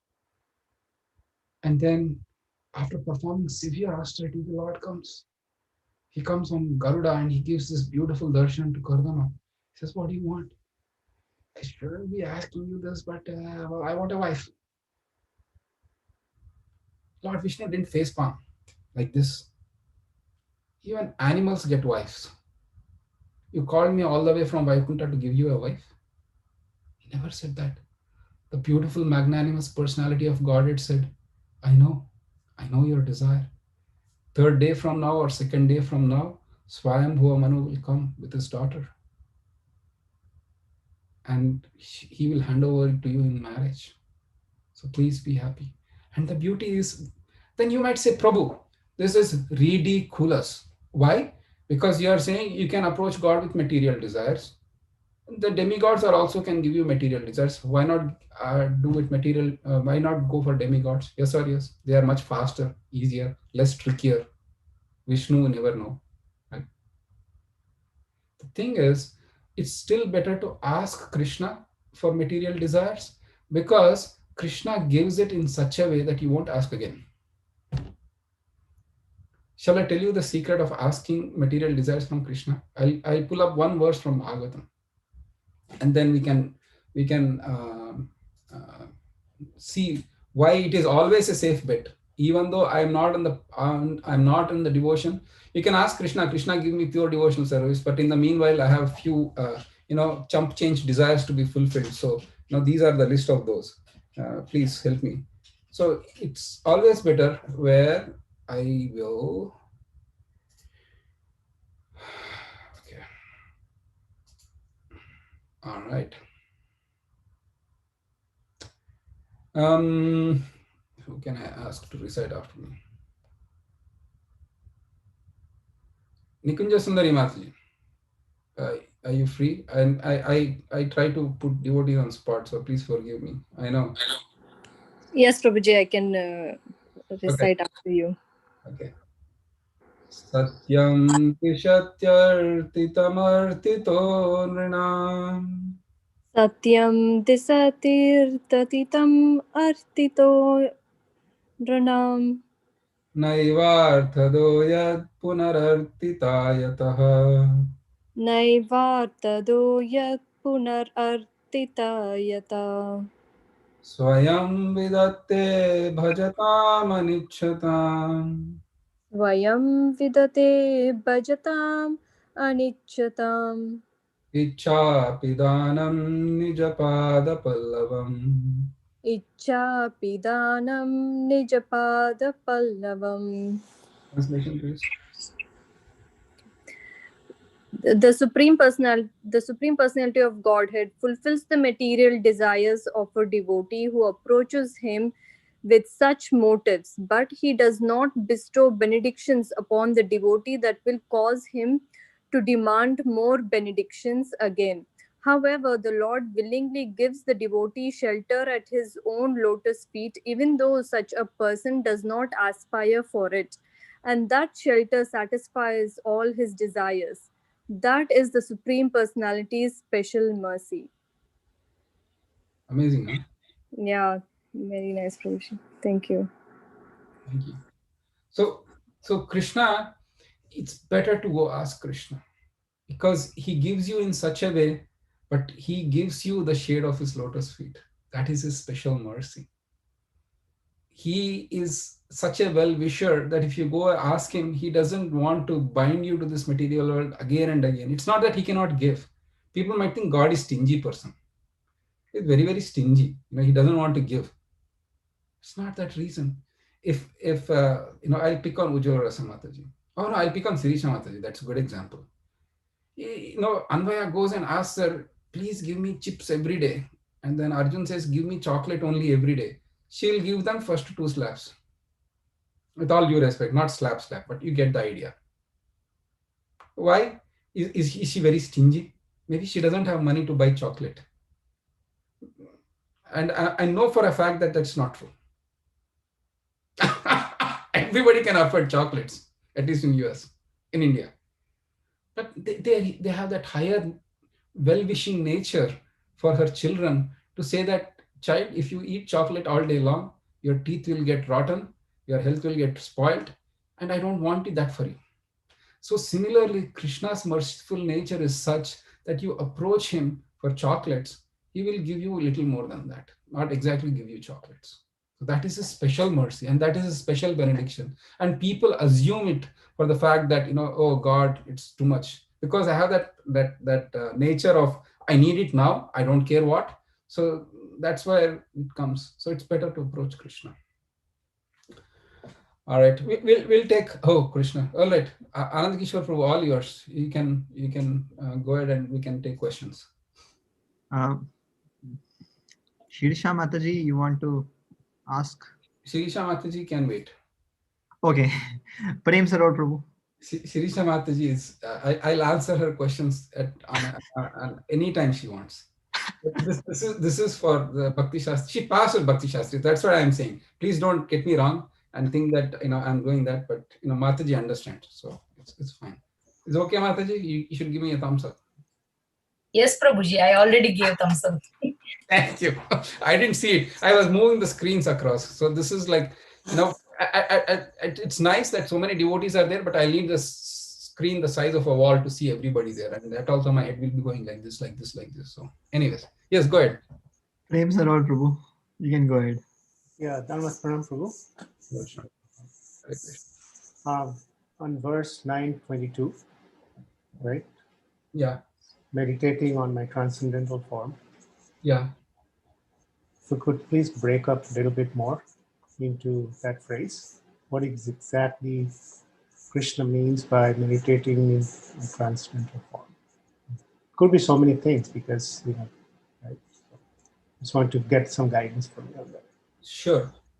So Srila Prabhupada actually writes, it's a good topic because we do definitely need to know, is there, because you have, if you write an exam, above certain percentage, you get distinction. And above this, you get this. Sachin knows what I'm talking about because he's like, almost completing it. So when can I get Krishna as my order carrier? After what stage of devotion? Maybe I have to chant like 15, 20 rounds extra a day, or no. The idea here is Krishna is saying one who is unable to live for a moment without Krishna consciousness cannot but think of Krishna 24 hours a day, being engaged in devotional service by hearing, chanting, remembering, offering prayers, worshipping. This is what is being mentioned here. And the other thing is that his only desire, or her only desire for that matter, is to achieve the association of the Supreme Lord. So if we are at this stage, then Krishna is saying, don't worry about other things. A common or a beautiful example is the pastime of the Supreme Lord himself as Sri Chaitanya Mahaprabhu. In fact, it is mentioned that he was so absorbed in love of Krishna that he forgot everything else around him. And it was a great wonder that when he jumped so high and he fell on the ground, why didn't the bones in his body break? Or because of his ecstatic symptoms, he would chatter, his teeth would chatter so intensely that devotees feared that all his teeth would fall out. But nothing happened to him. The idea here is, though we are not Sri Chaitanya Mahaprabhu, or cannot be, or will not reach that level, but even far below that, if we absorb ourselves on Krishna, what will happen to everything around me? And Krishna is saying, don't be afraid. And it should come naturally. Please don't get me wrong. We shouldn't take it in a very immature or in a very premature way. But as we advance in devotional service, Krishna is guaranteeing this, don't worry. And the other hidden meaning here is, a pure devotee of Krishna never asks Krishna for liberation, yes or yes. They don't want. In fact, there are many places in Bhagavatam where the devotee says, I don't want liberation. You want to keep me here? Please keep me here perpetually in this material world. Then Krishna, because of that high grade of devotion of devotees, Krishna is saying, don't worry. Even if you have to come back repeatedly here, I will take care of you. As in, if you have to come repeatedly here, is not something that that Krishna is punishing you, but there is a little bit more time where Krishna will pull you, where Krishna is saying, now you come back, you're done. Now you don't want liberation, but I'll take you back. Till that stage that you are in this world, Krishna is saying, don't worry, I'll take care of you. Fair enough, Prince Aurora? Hare Krishna. Prabhu, Trilokini Sakhi Mataji has a question. Hare Krishna, Mataji. Hare Krishna Prabhu. So my question is a little bit off topic. So it's in Nature of Devotion. We read that Srila Rupa Goswami Pad suggested to worship the holy Amlaki tree. So, Prabhu, is it like Visharup worshipping, or how is it connected to pure devotional service? Could you please explain? Hmm. Yeah, he did mention that. Tulasi is reasonably easy to understand. Amalaki, I'm not sure. Thilokini Mataji, I have to come back to you on that. Is that directly related? Because also he mentions to worship banyan tree, right? Also the Yes, Prabhu. Yes, Prabhu. banyan tree, there is Amalaki tree. Um, it's not so okay. One question or one point here is, at this stage of devotion, you do not see the difference between the material and spiritual. And anything that is related to Krishna, though may be material, but still is worship. I'll give an example. In our temples, we do Guru Puja every day for Srila Prabhupada. Now, and Prabhupada is given the same respect as Krishna, but it doesn't mean that we are following Mayavad. Because of that inherent love for Krishna, that we are worshipping Srila Prabhupada as part of Krishna, which means they are not the same. So, in the same vein, Amalaki, I have no knowledge of, or the deep knowledge of how it is related to Krishna. But if Srila Rupa Goswami says worship this, we will worship this, because he will never ever say anything which will not promote pure devotion. Because his original basis was Anyabhilashita Shunyam. He wouldn't say anything or instruct us anything that wouldn't take there. So I will leave it at that point of time. Is that okay, Lokini? Yes, Prabhu. And would you please explain this Visharupa worshipping? So for those people or spiritualists who are starting fresh on the path, they may not conceive God as the Shyam Sundar form of Krishna as we conceive. They try to worship the God as encompassing all the material existence. And for more information, Mate, let me refer you to Srimad Bhagavatam, second canto, and the universal form is worshipped in, let's see, the chapter 2. Try to do chapter 2, Mate. It's mentioned there. You can get more information on that. And the chapter 2 begins of the second canto. Formerly prior to the manifestation of cosmos, Lord Brahma, by meditating on the Virat Rupa, regained his original lost consciousness by appeasing the Lord. And so it will give you a little more indication if you are really interested in going for that. Okay, Prabhu. Thank you. On this point, is pantheism same as Vishwarup? No. No, right? Pantheism is that I imagine a god, or worshipping the demigods as God, or choosing one of the multifarious gods as God. But Vishwarupa is specifically worshipping the Lord as the sum total of material manifestation. Okay. I think which will mean that pantheism is more concocted, Yeah. Yeah, anything is God. Okay.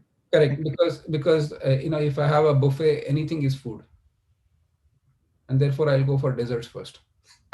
That's a joke. Okay. Yeah.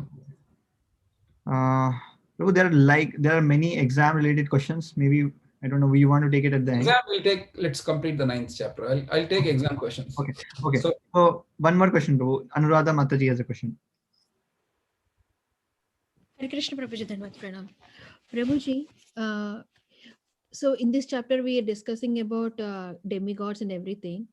if the Krishna is a if the Krishna is a supreme, why he should supposed to give the demigods and all these things, Prabhuji? But every so much confusing is going on, because some people are telling Krishna is a normal person, Krishna is not a Leela avatara. I mean, just I'm telling you example, Prabhuji. And some people are predicting that no, the demigods are supreme, and some people are telling Lord Shiva is a supreme. So if he's a supreme and he's shown his Vishwarup and everything, why he created the demigods, and why we should give the chance to the demigods? I mean, just my question, Prabhuji. Why we do it? Because Krishna is, if a simple household lady can employ a servant to do stuff for her, the supreme absolute truth has such a big universe to create and maintain. So he creates many demigods who also are jivas, but who have that pious credits to enjoy that. There are also jivas who want to be demigods, and there is a material universe that needs to be run. So why not? That's the and then the second aspect to it is Krishna doesn't, as we read in the seventh chapter, he doesn't interfere with our independence. Those who are influenced with the modes of passion, who are like, it's really like, I need a child, I need wealth, influenced by mode of passion, then they need some outlet. They may not be ready to worship Krishna. So Krishna is saying, all right, worship the demigods. It's your, he doesn't interfere with our independence. If Krishna, I will say, forget demigods, just worship me, and he forces everybody to worship him, then where is the question of voluntary and where is the question of love? And does God need that? Actually, it's an insult to Krishna that he does that, because that he means desperately he needs you one way or other, either by hook or crook or by force. He's Atma Rama. He has millions of Lakshmi Devis serving him. He doesn't need anything of us. And when I come to Patram Pushpam, we'll talk a little more on that. But he doesn't need anything from us. The fact that he's still giving you independence, actually, we should be grateful like that. But Anuradha Mataji, others might have that confusion, but you are on the right path. So maybe you can tell the others. I'm trying. I mean, I'm trying to, but I'm not able to give the correct way of that thing, Prabhuji. I'm not able to satisfy them, because I'm when I'm reading and I'm understanding myself, but when I'm giving the giving the answer to other people, they're not. I mean, they're not accepting that things, Prabhuji. I mean, they are accepting Rama, but they're not accepting Krishna as a supreme. That's a one of the another time. Please, doesn't matter Rama or Krishna or Vishnu, Narsimha, Vamana, any Vishnu Tattva is fine. Any Vishnu Tattva is the supreme personality of Godhead. That's fine. And everybody has their own way of approaching Krishna, so let them be. As long as the confusion between Varuna and Indra and Chandra are the same as Krishna, as long as they don't have that confusion, let them worship Lord Rama, please. It's fine. Sure, Prabhuji. Thank Because you. Rupa Goswami says in Nectar of Devotion, there is no difference between Vishnu and Krishna, but from rasa perspectives, we worship Krishna. So that's fine. Okay. So Sure. thank you. So let's continue. We'll wrap up the chapter and then we can take questions and exam questions. All right. And here Krishna is also saying, if worship is the same, he says that those who worship the demigods go to the planet of demigods and the Pitris to the planet of Pitris. And those who worship me come to me. This is the thing. So this, after talking about pure devotion to Krishna, Krishna talks about this famous verse we repeat so often. Patram pushpam phalam toyam yome bhaktya prayachati tadam bhakti parutam nashnami prayadatmana. Actually, we should cry reading this verse, because Krishna is saying, you offer me a leaf, a flower, or a fruit with devotion, I will accept it. He is the same absolute truth, where it is mentioned since time immemorial, Radharani has not cooked the same dish for him. That personality who Lakshmi Devis are lined up, that personality whom in Dwaraka his queens They tried any different coyish ways to attract him. When he came back from Hastinapur, he was not moved. That personality who has innumerable number of demigods and followers and who is infinitely powerful and infinitely rich and opulent, coming and saying, please give me a flower, food or water. It's just, it's just amazing that Krishna's humility is such intense. His need for love from his devotee is so intense that he says, if you give me that with love, I'll accept it. And the word bhakti is used twice in this to reiterate that point, as Srila Prabhupada says here. And this is the power of devotion, that Krishna will be ready. As we know the story of from Mahabharata, that Duryodhana, that one of the charges on Bhagavad Gita is that what sort of God are you worshipping? Seriously, what is wrong with you guys? You're worshipping Krishna. And what did he do? In the Bhagavad Gita, he incited a war that killed millions of people. God is peace loving. God is very Shanti guy, kind of guy. What is this wrong? What is wrong with you people? You're worshipping that God that incited violence. But the idea here is that the Lord tried his best for peace. And he said to the to Kauravas, give 5 villages to Pandavas. No. And then he went himself to try to get peace in Hastinapur. And then when he went to Hastinapur, Duryodhana said, okay, let me somehow or other cajole the Supreme Lord. Let me kind of make him on our side. He's just in such a different frame of mind. He thought Krishna is an ordinary person.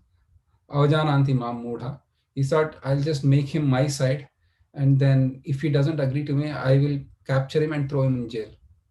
That was his mentality. So he went, first he trapped Duryodhana, organized a lavish reception and finest possible dishes that can be prepared in Hastinapur with the best cooks, the best luxurious living quarters. And he was the crown prince. So who would refuse? If president of US says, when you are with me, come stay with me. Will you refuse when you come to US? No, no, no, it's etiquette, you do it. Krishna went to Hastinapur and he saw this lavish preparations by Duryodhana, and he said, sorry, I'm not going to live with you. He went and lived with Vidura. And we know the story of how Vidura was so absorbed in the beauty of Krishna. He peeled the banana and he threw away the fruit and gave the peel to Krishna, and Krishna ate the peel. It's the love that conquers Krishna. And this verse is like the supreme embodiment of that love. And the Lord wants only love from us, and that bhakti from us, loving devotion. And we also, as a matter of course, say to Krishna, that's what we want. And that is the pure devotion that we are talking about, that attracts Krishna. So this is a beautiful point. So Sachin, if you can just sorry, I'll ask Jai Shri Radhe Mataji, and then Sachin can do the next one. Jai Shri Radhe Mataji, are you there? Can you please read the highlighted? Hare Krishna. Sure, Prabhuji.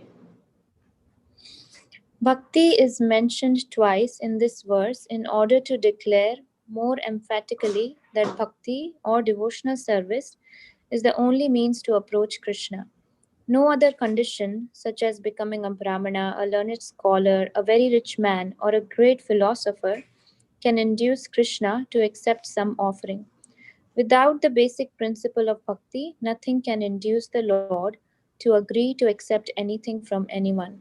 Bhakti is never causal. Thank you, Master. This is the power to attract Krishna through devotion, and just when I read this verse, I just I feel so. It just strikes deeply into me that coming from where it comes, and the other aspect Srila Prabhupada writes is that unalloyed devotion, ahituki pratihata, it's not stopped because I don't have ingredients. For example, if you want to perform great sacrifices to please the Lord, then you need to have that kind of ingredients, that kind of setup to make it, and that costs money. If I'm a poor person, and Prabhupada writes, any part of the world, even if it's the poorest poor, he can have access to, or she can have access to some water, some leaves, some fruit. It's not denied, and that you can offer it to Krishna. And Srila Prabhupada writes, once, only once in your eternal service to Krishna, once he just smiles at your offering and service, then your material life is done for. So that's the beauty. This is a beautiful purport. Please go through it. This, he's Krishna is saying, if you cannot do that, if you cannot offer with devotion, then whatever you do, whatever you eat, whatever you offer, whatever austerities, you do it for me. So this is more of karma yoga, or a yoga mixed with karma. And then he says, at least if you do that for me, you'll be free from the bondage to work in its auspicious and inauspicious results. With your mind fixed upon me in this principle of renunciation, you'll be liberated and come to me.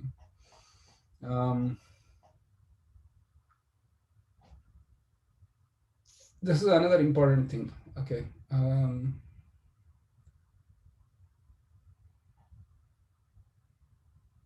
For ordinary person, it's obligatory to execute prescribed duties mentioned in the Vedas. But although a pure devotee is completely engaged in the service of the Lord, may sometimes appear to go against prescribed Vedic duties. Actually, it is not so.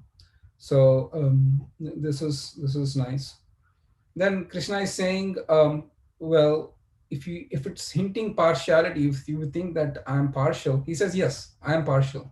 He says, Samoham Sarvabhuteshu. I envy no one, or I'm partial to anyone, but one who renders service unto me in devotion is a friend, and he is in me and I am in him. This is more in terms of not partiality, but the fact is that it's one of the qualities of Krishna, that he is Bhakta Vatsala, or is inclined towards his devotees. And then what about that? That person has to be perfect? No, Krishna says even if he is the most, even if he commits the most abominable action, if he's engaged in devotional service, he's to be considered saintly because he's properly situated in his determination. So this is where I think Srila Prabhupada actually, he says we need to understand it properly. The jiva, when he is in the material world, he's serving Krishna, but at the same time, he has to also do his duty. I'll give a simple example. We have amongst our congregation in any part of the world, there'll be some businessmen, yes or yes. So they might have a different outlook in kind of dealing with the material world. For example, in the material world, when they do business, they may have to lie, right? Yes or yes. Without lies, you cannot make profit. Or lies in the sense, it's not exactly lie, but that is one of the fault of being a Vaishya. You just have to speak like that. But in the devotee community, you are supposed to be truthful, which means sometimes they can that quality can get overlapped, and sometimes they may commit mistakes like that. But one should be really careful. But these accidental fall down happen, but that doesn't disqualify them as long as they repent for it, and as long as they don't repeat it in front of the devotees again. A simple example.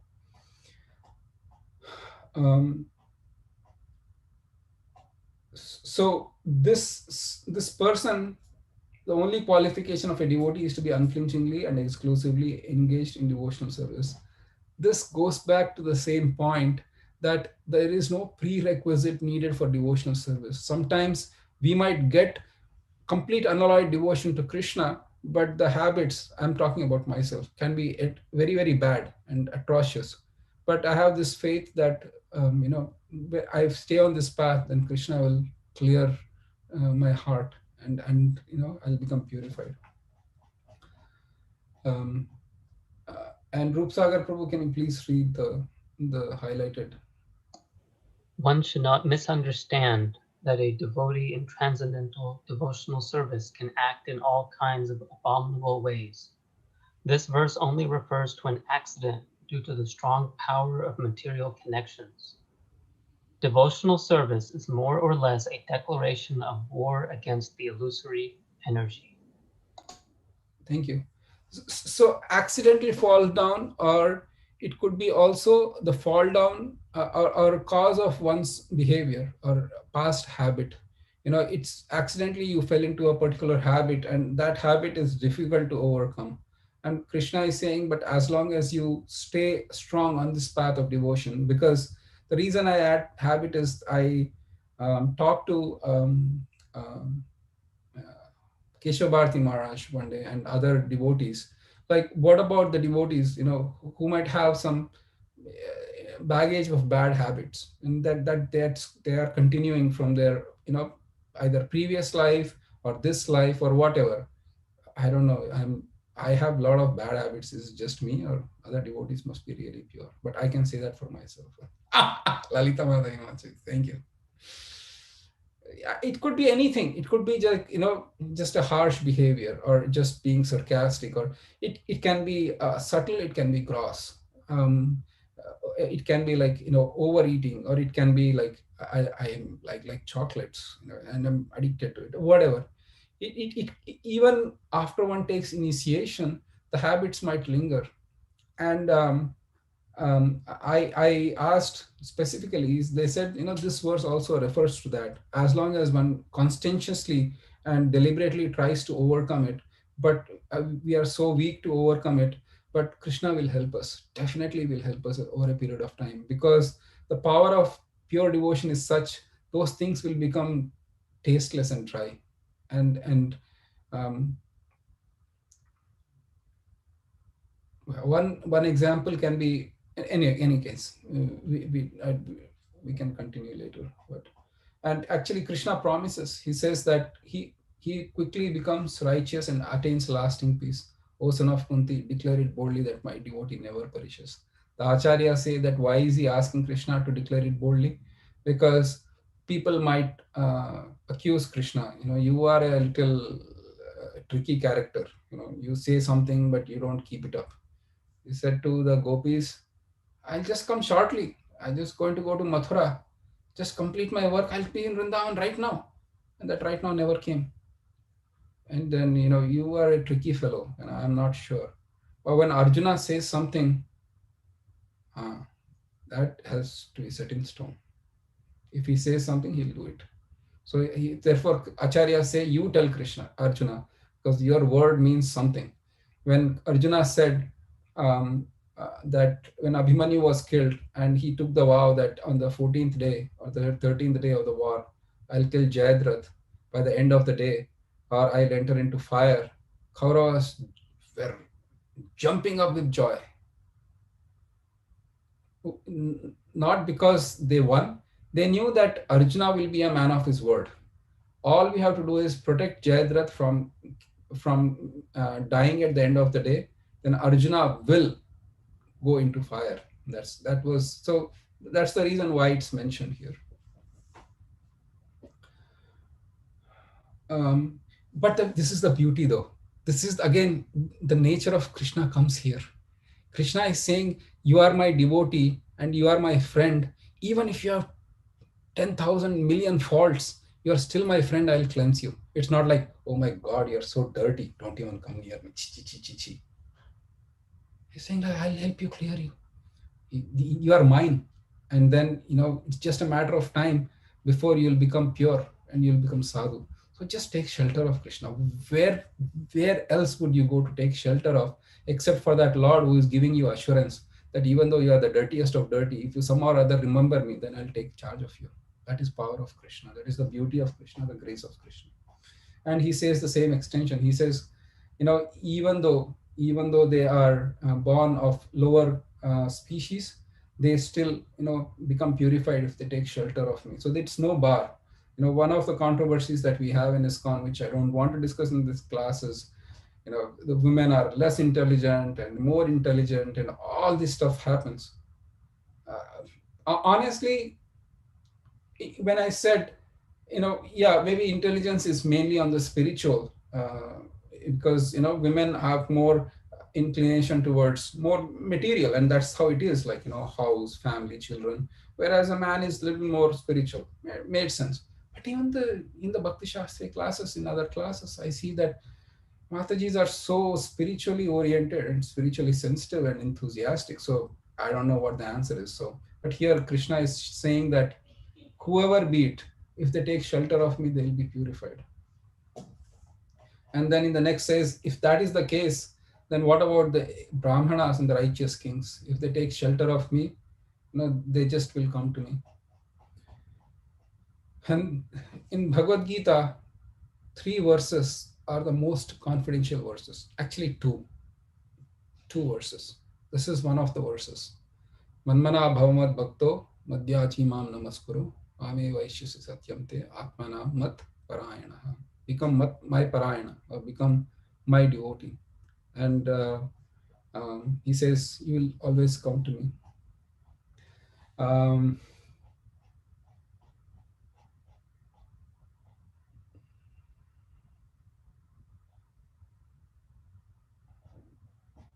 let's see. Yeah, yeah. So, and Krishna says the same verse in the 18th chapter, Manmana bhavamad bhakto madhyaji mam namaskaro mame vaishyasi satyam te pratijane priyosime. Just the last line is changed. And then sarva dharman parityajya. These two verses or three verses, 2.5 verses, they constitute the most confidential instructions of Bhagavad Gita. Because here Krishna is also being obligated. He says, "You serve me, you are in me, I am in you, and that bond will never be lost, and I'll take care of you." So with that, we end the 9th chapter. First of all, I beg for your forgiveness, and please forgive me if I have committed any mistakes or offenses. And thank you for giving me an opportunity to serve you all. And then with that, we will take exam questions first, and then we'll try to wrap up. It's 3:10 already. So thank you, Mrigakshi Mataji. Yes, more questions. So only exam questions first, or there are other questions also? So let's take the exam questions first, because even if devotees leave, there is not much of damage, because they need to know. Okay. Ankita Mataji, question is that how long is the exam for?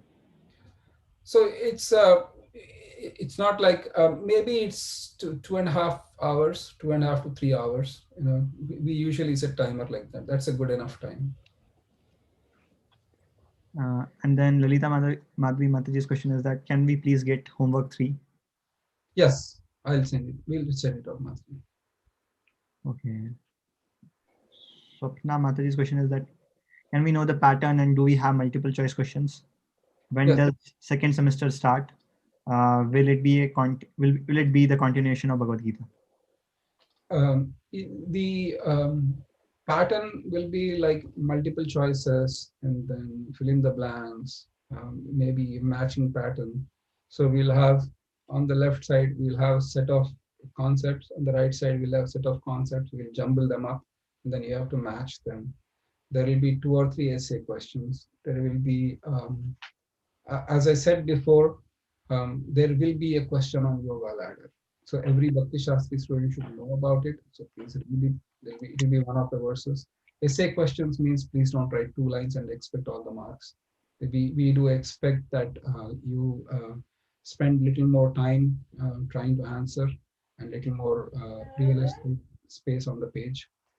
There will be a few short answers versus for memorization. So my request to you is, if you need a partner to help memorize verses, whether it be your husband or your close friend or your child, please do that, and that will be much easier. And the key to knowing verses is to memorize them is repetition. Thank you, Professor. And the next semester, yes, it's going to be chapters 10 through 18. One of the things we have not done before is that we might invite Bhakti Vaiva students of the first batch to give classes. So you don't have to see the same old tired face again and again. It can be a little different. So I will be there to answer questions mostly, but that's something that we are considering, but we have not finalized yet. Prabhu? Yes, Go ahead, Mataji. Yeah, Prabhuji, I have one more question. So this is my first semester, but I heard other students, they have finished the Nectar of Devotion and other semesters. So how does it work, Prabhuji? Like, So, join now? So Mataji, for getting a Bhakti Shastri degree, you need to complete 4 semesters, but the order we don't count. You can complete So you can do 2, 3, 4, and then 1 for the next batch. And some devotees, so whenever they didn't want to wait for 6 months, so they did the nectar of devotion. And now, so you get the idea. Okay, thank you. Hare Krishna, Prabhu. Hare Krishna. Yes, Mate. Prabhu, just a request. Actually, for the last semester, what happened was that paper, the moment time was done, since it was on computer, it just like we were not even able to complete the. Since now we have not habit of typing so much, can we have a little more time? Okay, we'll definitely consider that, Mataji. Instead Thank of you so much. sure, sure, definitely. Yeah. When I have a point that only. If you have any extra time for that one. Actually, for those who are used to computer, typing is much faster than writing, and writing was like very, very difficult. But we will also consider the fact that there might be devotees who are not used to typing so much, and yeah, Mataji, we'll take that into consideration. But my request to you is, I think, yeah, 2.5 to 3 hours should be good enough. But let me check into that more. Other questions? Anuradha Mataji is a question, total how many marks? 70. So homework is 30 marks, and then exam is 70 marks, and the passing score is 65. So Thank you. Thanks. thank you. And then Bhumika. Oh. One point on that before I forget. So when you have to write verses from memorization, two things happen. You have to write the Sanskrit. The Sanskrit can be, don't worry about transliteration, which means to say, let me share that screen. For those who are first time, those who are familiar, it might be okay. So when you say, okay, assume that this verse might come in exam, manmana bhavamat bhakto madhya. How do I write it in the exam paper? When we had writing thing, we had the option of either writing the Devanagari and then Roman transliteration. But because it's computer right now, this option might not be possible. So the devotees have to write this one, and you might not worry about this, the long or the short or something like that. It's okay. Don't worry about it. But the words have to be in this order. You cannot paraphrase words. Atmanam matparayana adyaji mam namaskuru ameva ishashi yuktva manmana bhava bhakto. Doesn't work. You have to be exactly. We are not editing Krishna's words. They are supremely perfect and pure. There's no way around it. So, so you exactly write this. We are okay with not putting this. Don't worry about the literations, which is a small which is a. This don't worry about it. But having said that, don't twist Sanskrit to the point that it's ununderstandable. What is it you have written? So please have some mercy on us. This one you don't have to memorize. You don't have to write exactly like this. In fact, it's not possible to write exactly like this. You will not remember. Reasonably paraphrase. You can write this one, and then you can write here the blue peacock is also looking at the brown fox which is eating a snake. Doesn't work either. So it has to be reasonably in line with what is mentioned here. So paraphrase this and write this exactly. And when you write the memorization, we are expecting that you write this and you write this.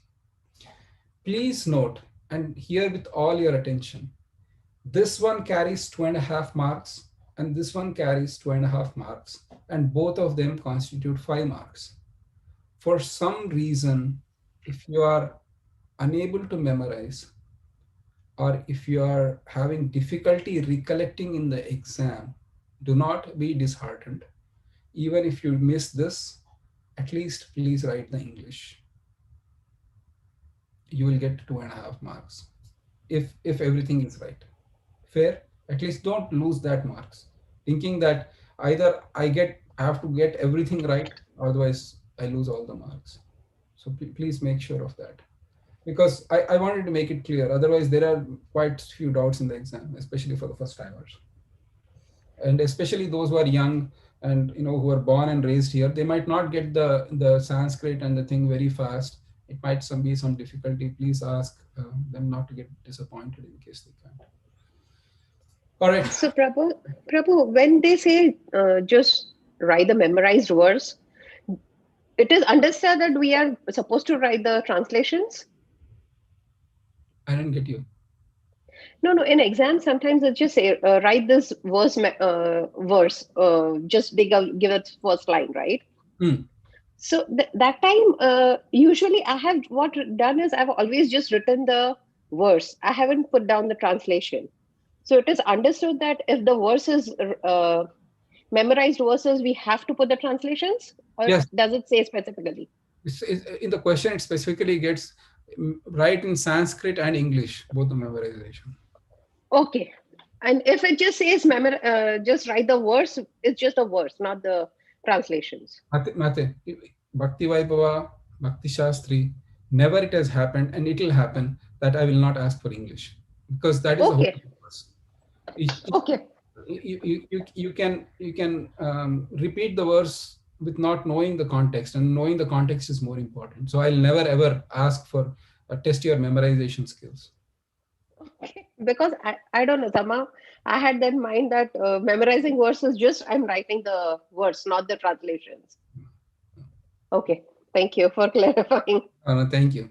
Other questions, comments? So, Bhumika Mataji had a question which you actually answered. So she was asking that how to write special characters when writing shlokas. So You don't need to do that. okay. Pavitra Renu Mataji is asking that do we have a presentation on Yoga Ladder? No, we send actually on 6th chapter we discussed extensively. She can go and refer to the recording. Okay. When we are doing the 6th chapter, we discussed that extensively. And there is also the student book on Yoga Ladder that's been sent out as a part of the group. Okay, I think many devotees are asking for the handout on Yoga Ladder. So maybe we need to. That can be resent again. We can resend that again. Can somebody ask Shamalangi Mataji, she can resend that again. Prabhuji, short answers and essay questions, how many paragraphs you should write for each question, Prabhuji? I mean, use your discretion, Mataji. As long as we cover the topic that is asked for in a reasonably elaborative way, then Yoga Ladder, we can write pages, or you can write like one sentence. That's it. So you can do your reasonable justification to expand upon it and give like a proper understanding. So essay questions, at least you do need like 3 or 4 paragraphs to properly explain that concept. Short answers depends. Okay. Thank you, Prabhuji. Thank you, Mataji. And Upasana Mataji is agreeing with Ujjalarasa Mataji when she asked that, can we extend the time? I think it's in that line. And or can we have a paper pencil option? Okay. Paper pencil option. See, that was the standard before COVID, but during COVID it might be difficult because of the health restrictions and all that. It's better to do it online. So please bear with us. For now, we'll not have that option this time because logistically it will become challenging. Prabhu, I think we are done with exam questions. I have one question, if you don't mind. Yes. Just a quick question that for the slokas, we may not be able to remember if somebody says 9.22. Yeah, we'll give. We'll give Mataji. We'll give that. Yeah, we'll give. Yeah, maybe the first line or the first few words we'll give. Srivasa Pandit Prabhuji. Yes, Mataji. I forwarded the yoga ladder student book PDF to Bhakti Shastri group. Is it the correct one which you're talking? I got this from Shamlangi Mataji. Yeah, you can forward that. Thank you so much, Sirisha. Hare Krishna. I haven't forgotten about your question. Once they are done, I'll come to you. No worries, Prabhu. All right, Sirisha Mataji. Yes. Oh, sorry. How many shlokas will be asked? So we send out the memorization list in the beginning of semester, Mate. So in the exam, out of those, how many will be asked? Depends, Mataji. 3 to 4, something like that. Yeah. Definitely not more than 5. 5 we never asked, if I remember. But no guarantees. But usually, yeah, around that range, anywhere from 2 to 5. Okay, thank you, Prabhuji. So, Prabhu, one question, sorry, related to that. Yeah. Is there a, like, who wants to be a millionaire, like lifeline or call a friend or something? Well, the lifeline is Krishna. So you pray to him saying that, please, Sarvasya Chaham to this Sannivishto. Please give me the memory and the power to remember me at the time of exams. Okay, I'll call you then. Thank you. Call him, not me. Yeah. It's not going to be that tough. The whole purpose is not to test memory and the verb roots, dhatu, and where they are coming from, and then that's not the purpose. Purpose is, what did we assimilate from Srila Prabhupada's books, and how can we tell it to others, and our own purpose. That's the whole thing. We don't have. The other thing is, if we could have had a question bank and memorize the question bank, but it will actually defeat the purpose. People will just do the question bank without reading Prabhupada's purport. I would, with all honesty, read entire Prabhupada's purport and fail, rather than read question bank and get 100% and missing all the gems that Srila Prabhupada left for us. It really doesn't matter. Bhakti Shastri doesn't mean that your mother-in-law will suddenly start treating you like a king every day. Get up in the morning and put a menu in front of you saying, what do you want?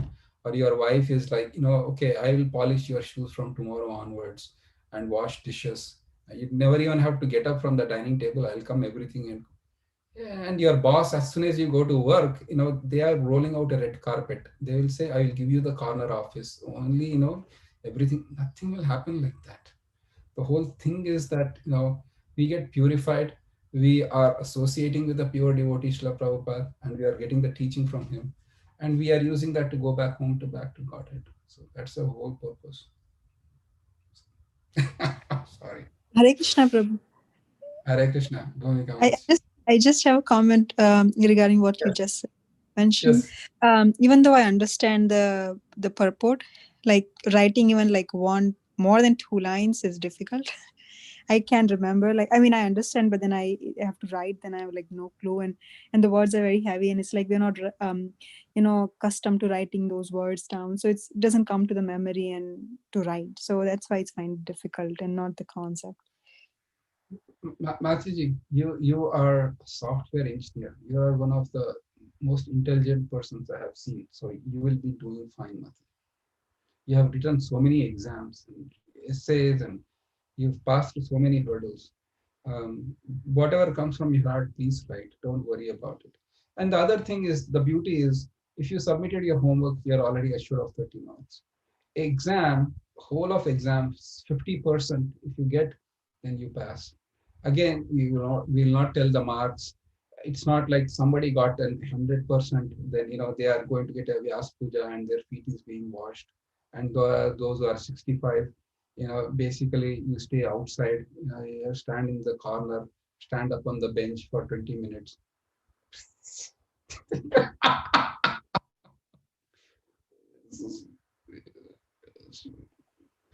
Sirisha Mataji knows that she completed her Bhakti Shastri. She's sitting here. It's just a lifetime of repeated reading. It's just absorbing it and understanding. So.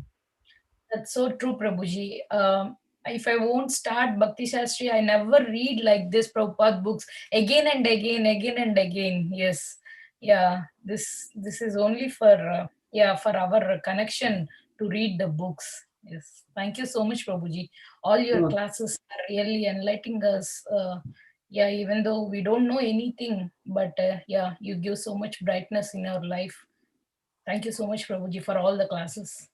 thank you. Actually, I met her 10, 11 years ago. She came for the Bhakti Diksha program and she was so sincere. And 11 years later, she's sitting in the classes. So thank you, Seisha Mataji, for doing the service on Bhakti Shastri. So I think that, yeah, Parth asked one question, important question. Are we allowed to use notes on the test it's a and the closed exam? book. Thank you, Parth. That sort of questions are genius questions. No, it is a closed book.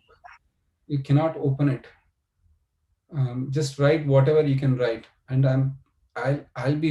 I'll promise you one thing, that nobody will ever judge you for either getting whatever marks you get. Actually, if anything else, you'll get my full appreciation for actually reading Prabhupada's books at such a young age. And my hats off to you, irrespective of what you get in the exam. Prabhu, there's one more question on this line. Devananda Prabhu is asking, if we need clarification regarding any question in the exam, can What? we ask in the WhatsApp group? Yes, please send it to WhatsApp group. Yes, thank you. Excellent question. Please send it to the WhatsApp group, and please use only your phone for the WhatsApp, not phone a friend, call a lifeline, or just check that Veda base that is there. No. Prabhu, don't we stop the WhatsApp group while we are doing exam? Yes, Prabhu, only admins, you and Shamlangi Mataji and Balmukund Prabhu are allowed to ask questions last time. That's a good point. And one important question, even I want to, one for Urmila, I mean, Ujjwal Rasa Mataji asked, yes, last time after 3 hours, it's automatically takes away, shuts the paper. So we need to be careful, but the time is visible, like 15 minutes left on that paper last time. So it's better we need to finish on time. Okay, so we'll do one thing. That then we'll do is give a list of numbers that you can call, 2 or 3 numbers that you can call. First of all, we'll make sure that the paper is as self-explanatory as possible. The second thing is we can give 2 or 3 numbers, and you can call those numbers. We'll answer the phone, and then we'll type. The reason why only admins can type is because by accident you don't want to write the answers or the questions on the WhatsApp group, by mistake. So that's the whole purpose, nothing else. Or the thing is, somebody completed before, somebody completed later. You don't want them to post answers because we don't know who is doing at what time. So that is the whole purpose. We'll give 2 or 3 phone numbers. You can call, and then we'll answer it and we'll post it on the WhatsApp for everybody else in case they have. So you can do that. I'll come back to you on that. At this point of time, that could be just, yeah. I have one more question, Prabhuji. In case nowadays with the windy, the net issues are coming so much. So in case if it is like that, what is that So situation? my understanding is that the answers are saved, so you don't worry about it. And then there is some mechanism to address that. It's taken care of now. So Prabhuji, in case if we miss that exam, there is an No, please don't miss the exam, because internet it's a very rare thing that can happen, and it's not the best of the situations. And make sure that at least you have the internet with you. If not, you can use your phone hotspot. We don't have makeup exams. We will not have any makeup exams. It's just too much of work, Mataji, for 110 plus students. in case if health wise, if it is if we get any, I mean, just touch wood, it should not come, but just I'm asking Raj, in case if we have any health issue problems or anything by accidentally, if we're not able to come that on that day, that Then we can discuss offline, Mataji. I think that's not a generic question. I want to pray for good health of all the devotees here. We can take it offline. I see that you going from internet to sickness, but so no, you can do it, Mataji. So, Prabhu? oh, Oh, You go have ahead. Yeah, Mataji, again. Anand Kishore Prabhu was waiting. Yes, go ahead. Yes, No, no, Prabhu. Prabhu. Actually, I was just going to read Ujjwala Sir Mataji's question.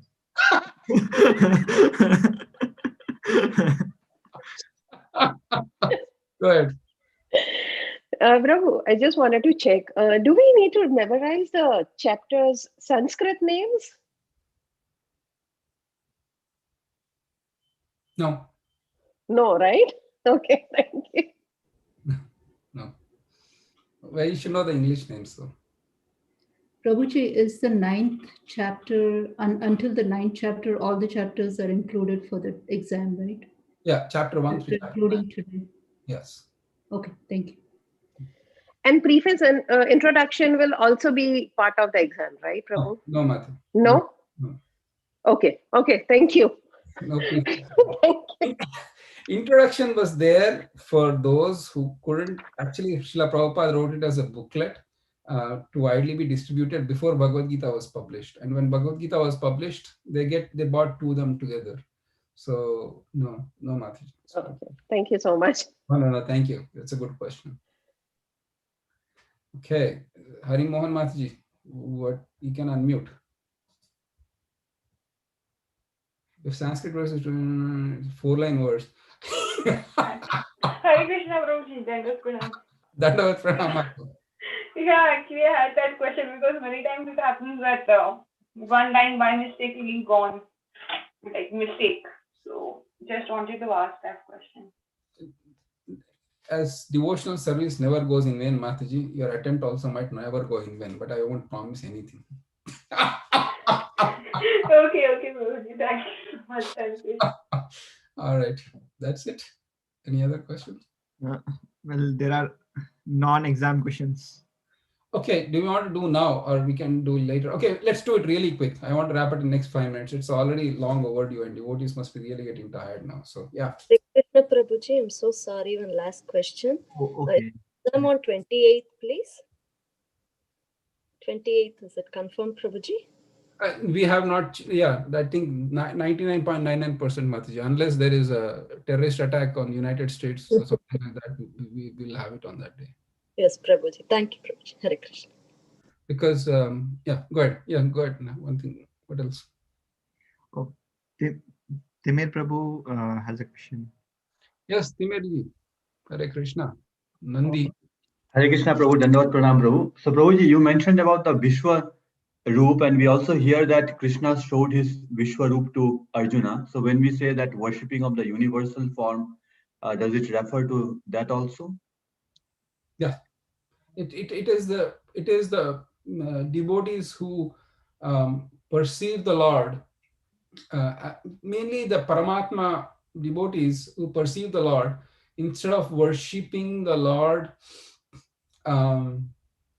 in each individual heart, they have the form of Vishwarupa and worship mainly. But there are others also who cannot perceive the transcendental aspect or the spiritual aspect of God. They worship God as the sum total of all the material energy or the material phenomena that we see.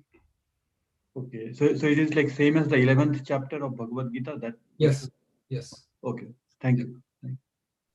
Then Shruti Priya Mataji.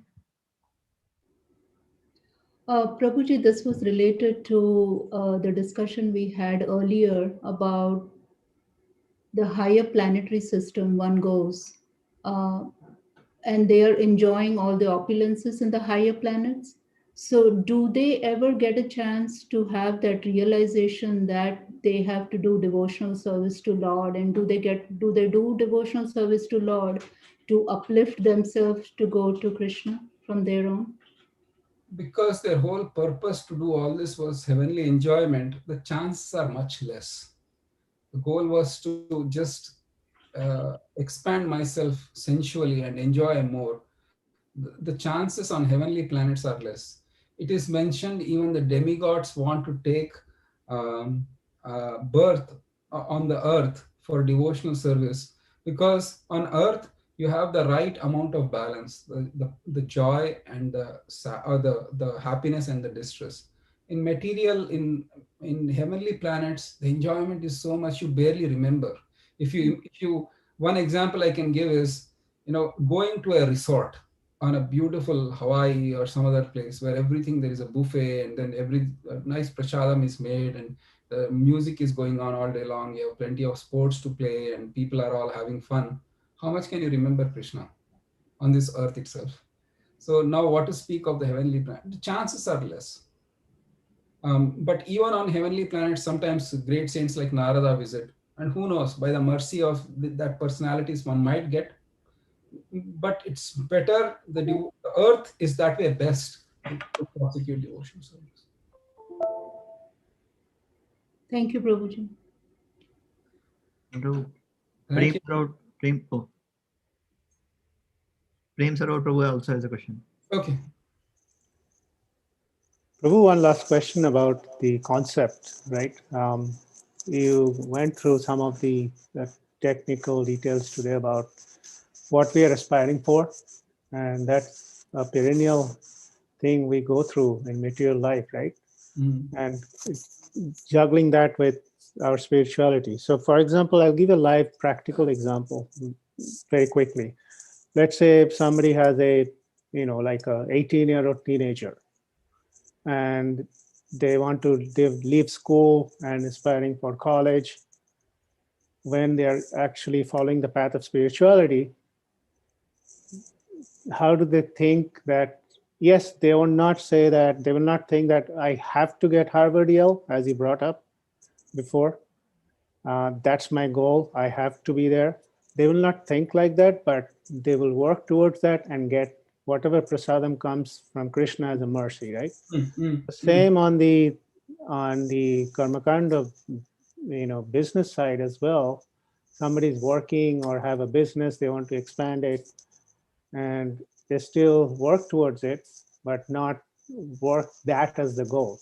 So how do we fit all this together so that the progress is actually spiritual, but the prasadam we are getting, whoever is getting, is materially used to satisfy the spiritual path? How does the juggling could be balanced, or rather work towards Krishna's mercy and devotional service? That's the question, I guess. So my priorities are clear. My priorities are spiritual priorities, and based on that situation, if I am not able to compete with others, one common thing that can come up at work is, look at them. They get up in the morning, they start working. They just and then they come to work. They are working all day long. Lunch, cafeteria, or whatever they can eat, no restrictions. Eat, and then the evening they go again, get something outside, and then they are working. And those kinds of people are getting promotion. And look at me, I have to get up in the morning, I have to chant my rounds, then I have to prasadam. We are asked to make prasadam. We can't just freely nilly eat outside. You have to cook. Even if I go home, people are turning on the TV. They're watching the shows while I'm scrubbing the dishes. What sort of life I signed up myself into? So I'll never be able to compete. If and that's okay. Then the answer is, if I cannot compete, and if my work in the work, only if you working 16 hours a day you're getting promotions, I won't get promotions, so be it. So if my priority is that no matter what I'll stick to this, actually, Prem Sarovar Prabhu, that's a life of enlightenment. And Krishna actually says that you work 16 hours a day thinking that your job is all in all. That's actually in the mode of ignorance, and you are going down. At the temporary level, on a superficial level, you think, oh my God, they are making progress and more money. But actually, their future is very dark. And though we might not be able to make that much or get promotions, our future is extremely bright. So the Bhagavad Gita teaches us that, God gives us that strength. So don't worry, these things are just very temporary. So, but if you have that focus, no matter what, then eventually you will be a winner. You will be rewarded with better spiritual health, better material health, because you think that eating outside and eating irregularly, eating all sorts of food stuff doesn't have effect on your body. Of course it has. Health is spoiled, and in the long run, as Krishna says, it is it is nectar in the beginning, but poison in the end. But spiritual life is might feel like poison in the beginning, but it will guarantee nectar at the end. We can feel already that way in whatever path we are going through. Such a mercy we are getting from all of you, and it's amazing the things which we get out of that. So thank you so much your for your guidance on that, keeping Krishna in the center for whatever we do. Thank you. And I haven't forgotten Sirisha Mataji. Yes, Mataji, you can ask your question. If it is short, I'll give you. Otherwise, I'll call and give you the answer. How about that? The question is, why don't we worship Vishwarup? I mean, for the neophytes especially, who worship all the demigods, and it's a faith, right, that everything shows Krishna in him. So why can't we take it that thing, Prabhu? That's what my question is. So many people ask why Krishna is supreme. I mean, you said, so for that answer we can say Krishna shows everything comes from him, Vishwarup, right? But why that is a materialistic worship? That's what my question is. So Mate, the thing is, I need money, or I materially I am motivated. Either spiritually, I'm not so inclined. Demigods are able to do my job. Nah, why worry about Vishwarup? That's how the thinking goes. And but if they are more advanced, and then you'll say, okay, God means that there must be a supreme power, and I worship Vishwarup, form of the Lord. So there is a, based on our intelligence and our materialistic desires, then we can tune our worship with that. And the yogis, especially because they cannot see the Lord as Sham Sundar, they want to worship the Lord as something really extraordinary, big, huge, something that can encompass everything, and that's Vishwarup. So at least that's how it worships. Okay. Prabhu, actually, even this was like, I don't remember, like my grandfather or somebody, I remember they had told us that Vishwarupa is very frightening, that people might get frightened. That's the reason we should not be, like, it gives so much of the truth of an analysis of the whole world. Right. So probably that is the reason we don't have the details of that. And it's corroborated. Thank you. Excellent point, Ujjwala Samataji. And it's corroborated in Bhagavad Gita. Arjuna sees the Vishwarup and he's terrified. He's scared. He said, Krishna, thank you so much for showing this form. I don't want to see this form anymore. And come back to your normal form. This is frightening. This is scaring me. If Arjuna can get scared at Vishwarup, yeah, you're right. It's a nice point. Prabhu, Thank you. I have a question too, if it's not too late. Yeah, we'll take it as the last question. It's almost 3 hours, so I don't want to hold up the devotees. Okay, Prabhu. So, Prabhu, there was an interesting point, which, I mean, this was really interesting. I think I never thought of it actually. So you noted it down that for, by analyzing all different energies of Krishna, one can ascertain that there's no distinction between matter and spirit. The whole goal of Sankhya philosophy is the distinction between matter and spirit. Yeah. Right? And then the verse which was coming to my mind was Kunti Maharani's verse. She says, Tatha Paramahamsanam Muninam Amalatmana. So Amalatmana means one who actually distinguishes between matter and spirit. And then she says that you yourself descend to propagate the transcendental science of devotional service unto the hearts of advanced transcendentalists and mental speculators. So actually this is a Amalatmana. And then Prabhupada writes, who are purified by being able to discriminate between matter and spirit. So these are the personalities who get devotional service. Kunti Maharani is saying that. And the whole goal of Sankhya is also that. And then here, it just reverses. Actually, matter and spirit are both same. So on that note, I'll tell you the gradation. Okay, I'll pull up that verse real quick, and then that'll be the last question. Of course, if you have more questions, I'll never say no, because this is the last class before the exam, and if you have, you can always post it on WhatsApp group.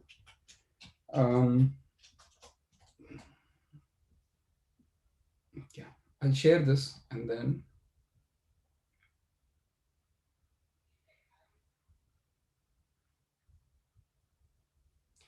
where is it that gold or stone? Sorry, Prabhu. The stone or gold in sixth chapter, Prabhu, fifth or sixth. Samalostrastra Kanchana. Kanchana, yes, that is Samalostrancha Kanchana. Let's see. Sixth, I guess. Let's see. Thank you. Gold. Yes, 8. 6, 8. I'll pull it up. We'll do this. This is the last one. Okay. Here. So here it is said, a person is said to be established in self-realization and is called a yogi or mystic when he is fully satisfied by virtue of acquired knowledge and realization. When such a person is situated in transcendence and is self-controlled, he sees everything, whether be it pebbles, stone, or gold, as the same.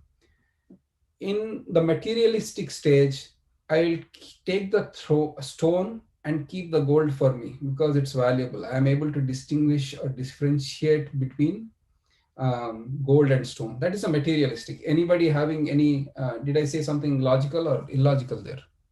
If you see the difference between gold, you see the difference between stone. Gold is desirable, stone is useless, throw it. So far, so good. And this verse says, if you are a yogi, then you see both of them as same. When you still advance, when for a pure devotee, he will see the stone as a possibility of Archamurti, or he can carve an Archamurti from that, and he can use the gold to make necklace for that Archamurti. So that is the advanced stage, where you can see initial stage is matter for myself. In the next progression is matter, I don't care. But then in the advanced stage, matter is Krishna and I can use it for his service. So that is the gradation. Is that okay, Prabhu? Yes, Prabhu. Yeah. Yeah, it was so nice actually. Thank you. Thank you. All right. Thank you so much. I would like to thank Sirisha Mataji for doing the service. Thank you so much. And I would like to thank Shamlangi Mataji for being the admin. We have Bal Mukunda Prabhu and Koladvipa Prabhu helping us. So it's a team effort. It's a teamwork. And so I'm so grateful to all of them for helping us. And then I'm so grateful to each and every one of you for joining. And as I said, please forgive me if I have done any mistakes or caused any inconvenience to you. And then when you go back to Godhead, I hope you all put in a good word for Krishna for me. So, all right. Thank you, Prabhu, thank you so much for the classes and your time and always being there to answer our questions. Thank you so much, Prabhu. Dandavat. Pandit Prabhu ki jai. Jai. Thank you, Prabhu. Thank you so much. Thank you, Prabhuji. It's very nourishing classes, Prabhuji. Thank you. So my first time I'm taking the classes after a long time. I told you in the Bascom temple, whenever